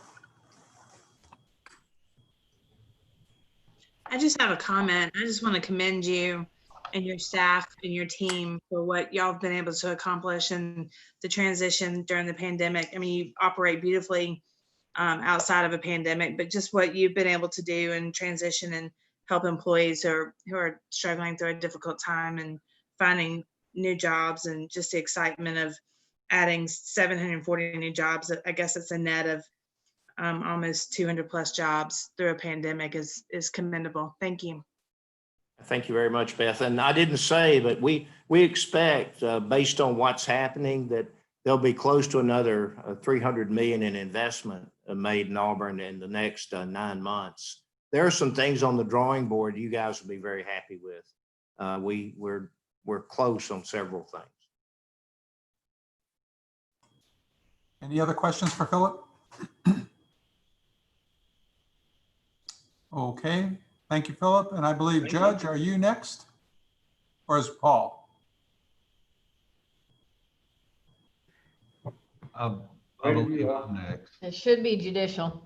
Okay, Judge, you're next. Can you hear me? Yes, sir. All right. I'm going to take this opportunity to present our annual report from the Judicial Department. Pursuant to my agreement with Jim, I've limited it to 45 minutes, so we'll be maybe a little bit shorter than that. I think I maybe said 4 to 5. Oh, maybe you did. Greg, have I got control of this thing? There we go. As you can see, our numbers are significantly down from last year due to the COVID pandemic. We're used to processing somewhere north of 22,000 to 23,000 tickets and misdemeanors a year. And this year we were limited to about 13,000. These numbers are through August 19th, so I expect them to go up. But while we're at a 39% decrease in cases started this year, I think we'll probably still be 32, 33% down by the end of the fiscal year. The second line there, the numbers of cases that we actually resolved, regardless of where they were written this year or last year, is significantly down. And that's totally due to the fact that we were pretty much out of business for 3 months. We did process parking tickets and traffic citations over the phone and online to the extent we could, but not many people wanted to come into the courthouse and deal with us. We didn't process probably a single misdemeanor from the middle of March until we started in the new building in June. The worst, I guess, impact on us from the COVID pandemic is the failure to appear rate. People have decided that they don't have to come to court. That was kind of an overriding position a lot of people had anyway, but now with masks and everything else, they take that as an excuse not to come to court. And while we normally have about a 30 or 32% no-show rate, this fiscal year we're at 68% of people not coming to court. And of course, we have added difficulties enforcing court appearance now because, with COVID, anybody we do bring to court, they either didn't come because they were sick or because they were scared of COVID, and it's kind of a bad situation for us. We don't want to incarcerate folks or fine people if they truly have reasons they didn't come to court. But at this point, 3 or 4 months into it, I think a lot of people are using it more as an excuse as opposed to really being a reason not to come. While we didn't process a whole lot, we did still provide over 7,700 hours community service through the Environmental Services Department to the city of Auburn. we relaxed our requirements. Normally we make everybody in our diversion program go to environmental services unless they live outside the city. But environmental services had to suspend doing community service for a few months. So we let them do it at other local charities like the food bank or Restore out on Pepperell Parkway. That was an additional 1,590 hours. And then in addition, we had another approximately 500 hours community service performed by our students around the states while they were at home for the summer. As I've said, the biggest issue we dealt with this year was COVID-19. In order to try and get around that and continue doing business the best we could, we've moved from court meeting on Tuesday mornings and all day Thursday to pretty much all day Tuesday and Thursday and Wednesday mornings. We also have court on Monday and Friday if need be. We're under a statewide order and one from our presiding circuit judge to only have the number of people we can fit in the courtroom under social distancing guidelines at any one time. So we're now to having hourly dockets with only about 30 to 40 people at a time. Of course, only 10 to 15 of those actually show up, but we're also doing temperature checks and providing masks at the front door. We haven't monitored since the governor's latest order, but prior to that, we were passing out between 100 and 125 masks every week. I'm hoping that number has gone down since it's supposed to be mandatory that they have masks in public, and I'll have an update on that shortly. We also, at the start of the pandemic, we were in the process of switching over to a paperless case management system. That's helped us in the long run because we have less contact with citizens. They're able to sign electronically.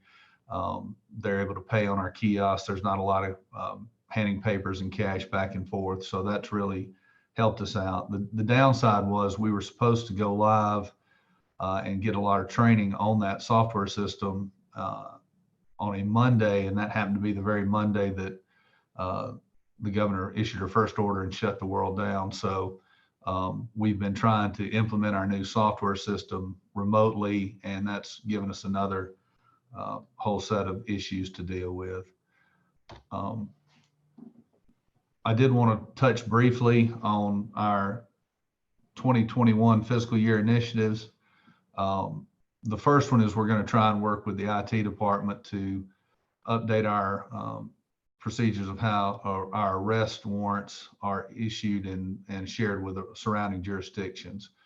Currently, if somebody doesn't come to court, or if somebody comes down here and signs a warrant and we issue or signs a complaint and we issue a warrant for someone's arrest, that goes to our communications department and effectively nowhere else. So if somebody in Opelika or the county or one of the surrounding counties, Bullock, Russell, Macon counties, Chambers, if they pull somebody over that we have an arrest warrant for, they most likely won't know it.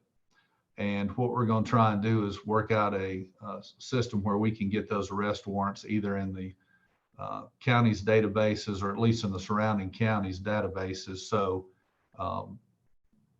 we'll stand a better chance of actually catching some of these people that we have arrest warrants for. The second one, again, is going to be heavily partnering with IT and the Lee County Jail to get our arrest reports, once we have somebody arrested, electronically transferred over to the city. Right now, we either have them transported with the arresting officer, or we have to send an officer over there during the day to pick them up if they're not ready when the officer leaves. And a lot of times, the officer getting back to the station doesn't coincide with us being open. They get off shift early in the morning. So there's sometimes a lag between us getting all the information we need to make sure we've got the right individual, the right charges, and get that in our computer system. So we're going to try and get that done. That'll also alleviate some human error and make sure we've got the right people and the right charges. The last one is one that I'm glad to take anybody's input on. Kristen Reeder has been bringing the city of Auburn program around the last couple of years, where she tours all the departments. And I've really enjoyed talking to the different city employees and letting them know what we do and letting them understand that we're not just down here throwing the book at people, that we have programs where we try and help the citizens. And I found after almost 10 years of doing this that a lot of people come to court, they've never been to court, they have no idea what to expect. A lot of them are terrified of me or just the setting in general. And we want to do something to get out to the citizens that we really are here to help people to the extent we can. We have to punish folks. We have to keep law and order, but one of our overriding goals is to help people. And we had talked around about doing some, we've in the past had elementary school classes come in and talk with the judge and kind of ask questions. And we've kind of thought about doing some more of that. But of course, when the COVID pandemic started, we really can't get a lot of people in and can't really have that one-on-one interaction. So we're still kind of fleshing that out, and I'm glad to take suggestions or ideas from anybody that can help us figure out how to make it more user-friendly, if you will, down here at the municipal court. And that's it. Does anybody have any questions or concerns?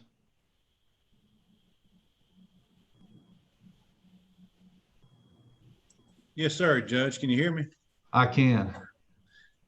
One suggestion I would like to make is maybe if we get back where we're doing our Citizens Police Academy, if you can have more of an input in that, maybe do a mock court for the kids to see, and as well as our adults, and kind of get the word out there what happens to you for our kids, especially if you are caught driving under the influence, and just have a mock court session where officers get to participate and you get to participate and kind of go through showing exactly what does happen when if someone comes in front of you. It might deter someone in the future from having to come in front of you. Be happy to do that. Thank you. Yes, sir. Thank you. Any other questions for the judge? All right. Thank y'all very much. Next is our last session for this evening, public safety. Thank you, sir. First, I just want to thank the council for allowing us to be able to occupy this great building that we're in, and bring citizens here, a building that our citizens can be proud of, our staff can be proud of, and also I think just showing a commitment to the community that we're taking public safety seriously. Because we do know that it is such a large investment, I do want to talk about a few things that our staff engage in regularly to make sure that you are getting the return on the investment that you make in this. We ask our staff to be engaged in the community and not just work here, but be engaged in our activities. I believe we're having a little trouble with there we go. Our fire personnel teach CPR and classes on how to use a defibrillator for city employees as well as citizens. They do fire prevention efforts such as public education and fire drills in our local schools, university and fraternities, our elementary school fire safety drills, exit drills, the stop, drop, and roll drills. Police personnel teach self-defense and retrogression defense classes. They teach youth a program that we started, the Bridges program, is how to interact with the police. Whereas most of us would think that people know how to interact with the police from an early age, that's not always the case. This is a great program that we've started in police. Drug awareness resistance education, our DARE program, we've been doing that for years. We work with our 5th graders, teach them, interact with them, and then have a DARE camp. We were unable to do DARE camp this year because of COVID. We conduct active shooter classes and drills in our local schools, in businesses, at the university. And then we participate in neighborhood watch programs with our homeowners associations and other community members. So police and fire are very active in working with our community. We've seen improvements in our public safety complex that not only meet our current demands, but have space for growth, enhanced safety, security systems in all areas, including our council and court spaces, which is something that was definitely an improvement. Our fire station alerting system reduces response times by getting information to staff quicker It enhances firefighter wellness in the manner that our staff are alerted. We'll have a sample of that now.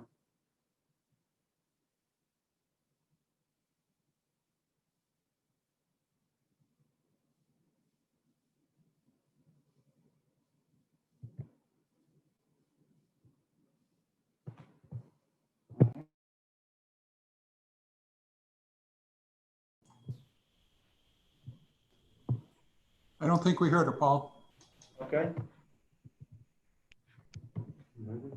All right, we'll move on to the next one then. There it goes. It's about to go. Okay. Greg, were you hitting play?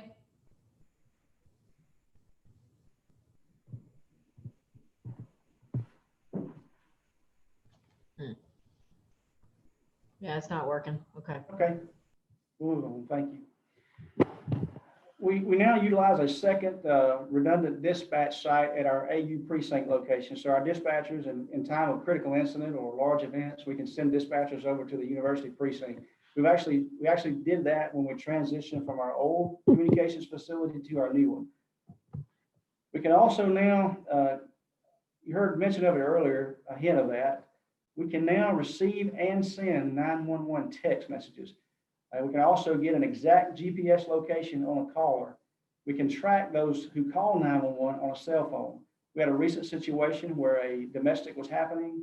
Our staff were able to pinpoint the exact location of that vehicle and prevented that situation from escalating. In March of this year, we implemented a dedicated emergency management component and merged it with our communications section to organize and be the point of contact for state, local emergency management agencies, as well as other City of Auburn departments for related needs, critical events, preparation and mitigation for things that could happen in the way of a critical event.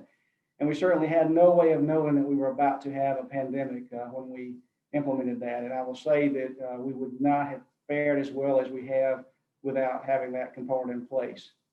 Our fire division conducts life safety inspections to ensure that business and dorms have adequate fire prevention and that they're adhering to our fire code. As many of our most concerning crimes have occurred as a result of offenders traveling here from other places, we're in the process of installing and have installed some traffic and surveillance cameras at strategic locations within our city. Just last night, 4 individuals traveled here from Montgomery and committed a robbery. 3 were caught initially, and the 4th was apprehended after the stolen vehicle he was in was detected on South College and pursued to Montgomery, where he and 2 others were taken into custody. That happened today. As penalties and lengths of incarceration have declined, the police division, in a partnership with the court and city prosecutor, are now utilizing ankle monitors for some offenders as opposed to incarceration. This is a cost savings, but also serves as a deterrent where we can track offenders that might not be such a serious offender, but they are somebody that we need to keep track of. In a previous budget presentation, we sought and were approved to implement a new radio system to improve reception, increase officer safety, and ensure the privacy of those who call seeking police assistance. Officers were able to use that communication system today and talked all the way from here to Montgomery when they pursued the suspects today. So we'll try again to have an audio of the old system that you guys heard before we implemented the system, and then secondly, the new system as it sounds now.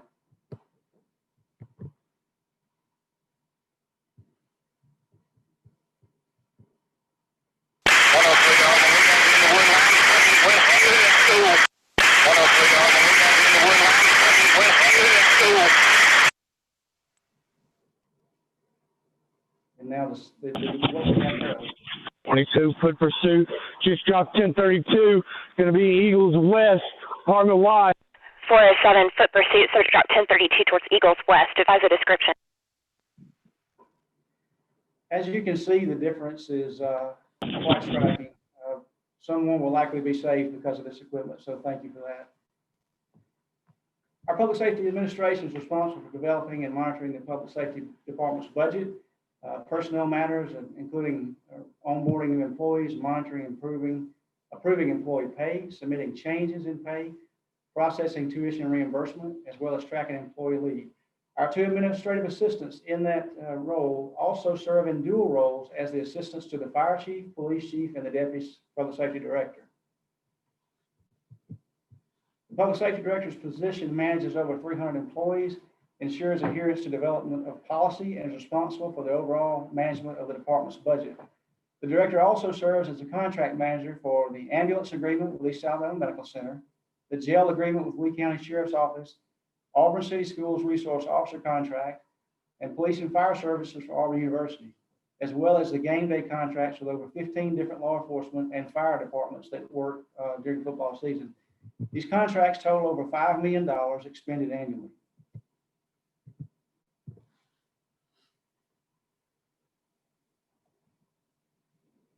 All right, fire, these are our service demands for fire. This is the calendar year of 2019, as we are not completed the fiscal year yet. We went ahead and are showing you the 19 numbers. Calls for service, as you see, 6,078. I think it's important to note that of those calls, 4,084 of those were medical calls. Why is that significant? It's significant because fire personnel often arrive before the ambulance. Just last week, a person coded after having a heart attack at a retail business here in our community. Fire personnel revived the patient, who then survived. And those are efforts because of them being the first to arrive. Fire life safety inspections are done for businesses in the city. And we did, as you see, over 2,000 of those. Public education efforts are school programs and fire drills that ensure that our students and staff are prepared in the event of emergency.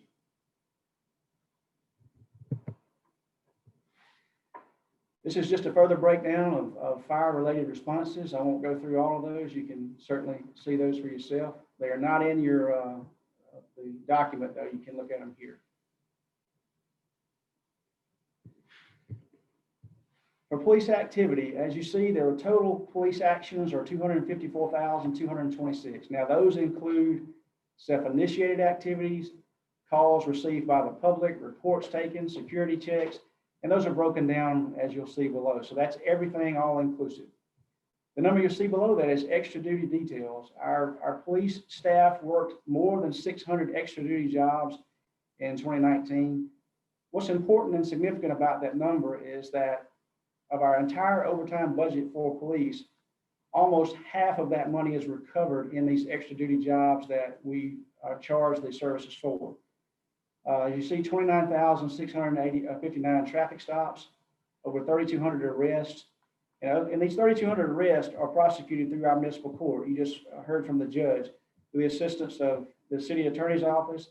The police chief also particularly remains in constant communication with our city attorney and prosecutor in order to stay up to date on legal opinions and handle situations. And our staff also aid in training our staff to avoid legal pitfalls.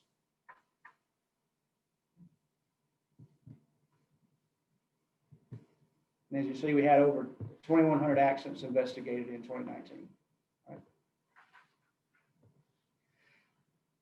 We've added 2 canines to the campus of Auburn University's precinct. One of them is a bomb detection canine, and the other is a drug detection canine. Those will save valuable time if we have something like a suspicious package on the campus. The bomb dog will be able to rule out, hopefully, that. In that partnership with Auburn University, we collaborate to improve training. And we have the university precinct with a location there to do training. Our police staff every fall communicate with personnel that are involved in fraternities and sororities, also student affairs, to educate students about safety and ways that they can deal with situations if they arise.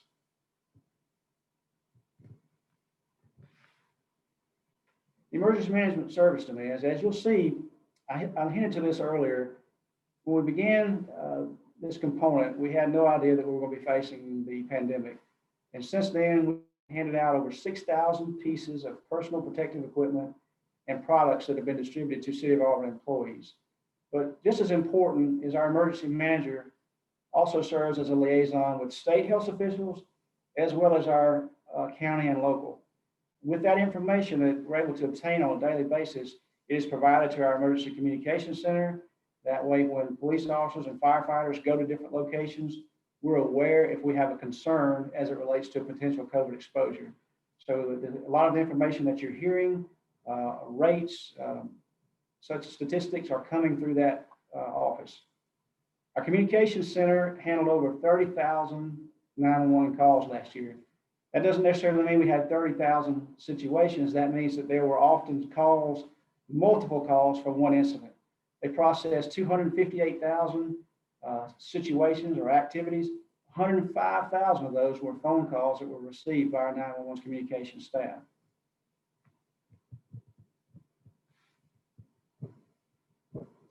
I'll talk now about our initiatives. You'll see this on page 158 in the document. In the case of a critical event, whether hazardous material release, active shooter, large scale, traffic issue, or similar, we must be able to get information out immediately to the community. Enhancing our capabilities such as reverse 911, social media communications, mass notifications to citizens in a particular geographic area will improve that safety. And that's what our first initiative is about. Our second initiative, as alluded to previously, we intend to expand the sharing of data and intelligence to and from neighboring jurisdictions. We want to know when an offender enters our city and prevent further crimes as they did last night. Third, we also want to take advantage of our partnership with Auburn University and bring more training locally, reducing costs and expanding our training capabilities and becoming a center, if you would, of training in this part of the state.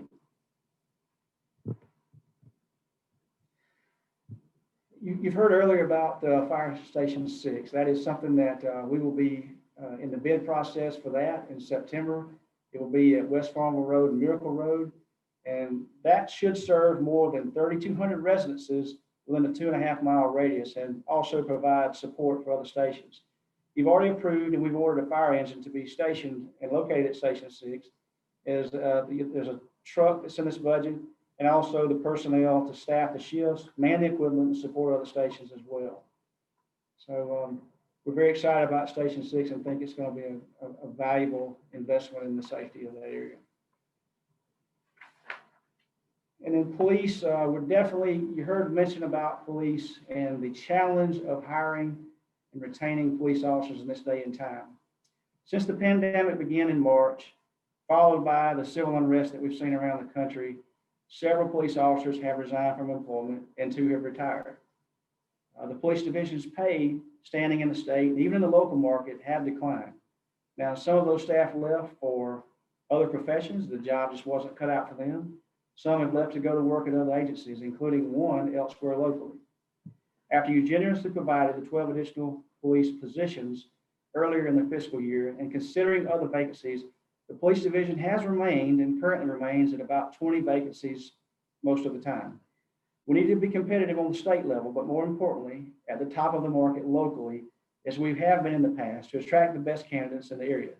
As a result, the police division is seeking to implement a market adjustment to move to the upper tier in the police pay in the area. I'll note that much of the increase in the 21 and 22 public safety budget are costs associated with the additional police recently approved by the council, as well as the fire positions and the affiliated equipment to do with Station 6 and the police pay adjustment. And I do appreciate your commitment to the safety of our community. I will add, you heard earlier about the Tier 1 proposal, where that really hits home for a recruit when you bring in a firefighter or a police officer and you tell a 21-year-old they're going to have to work 35 years before they could retire. It definitely is aid in recruiting and retaining if we're able to tell that employee that they will be able to work 25 years instead. So that is definitely a valuable initiative or thought. So with that, I'll be able to take any questions if necessary. Yeah, I have a question about the proposed 16 new positions for the fire station, for the new fire station. Are those positions, particularly I'm speaking of the firefighter position, are they career guys or are they student positions? These are career firefighters at this location. We have a large number of student firefighters, but this particular station would all be career at this location, which will kind of aid in our ratio of full-time to student firefighters. Thank you. Yes, sir. Just to expand on that, it was with this station that we decided to convert the number of student firefighters we had into career positions. So that's what, as Paul said, that reduces our number of students and increases our number of career. Excellent. Thanks, Jim. Yes, sir. Any other questions for Paul? Hey, Paul, I just want to tell you thank you for everything you guys do, your staff does. Y'all protect us well each and every day, and appreciate your leadership, and thank you for all the men and women that go to work every day on our behalf. Well, thank you, sir. That means a lot. And with that, we are finished with this session. We will have our next session on Wednesday at 3 p.m. We'll start off the next session with a little bit of an overview, and then we'll go directly into presentations from the rest of the departments. And at the end of that, then we will have additional discussion and any questions that council has. In the meantime, if you have any questions that you want us to answer that came up today, just email those to me. I will get them out to the whole council, the answers out to the whole council. So just let us know. Is there anything else, questions from any of you before we adjourn tonight? Hey, Jim, this is Connie. I wasn't able to hear all of the judges' presentation. My computer died on me, and so is this recorded? It is. So that I can pull it back up, because just as he got on a subject that I really wanted to hear, then my tablet went dead. We did record it. We will have a copy that we can get to you so that you can review it. Okay. Thank you. Also, can we have a copy of the slideshow too, please? Yes, sir. We can get that to you. I can send a copy of the slideshow to the entire council. Okay. I can't send the video through email. It's too big. So if you want the video, you'd have to bring something here that we can put it on, like a little thumb drive or something. Okay. All right. Thank you. All righty. With that, I believe we are adjourned. Thank you, everyone. Thank you.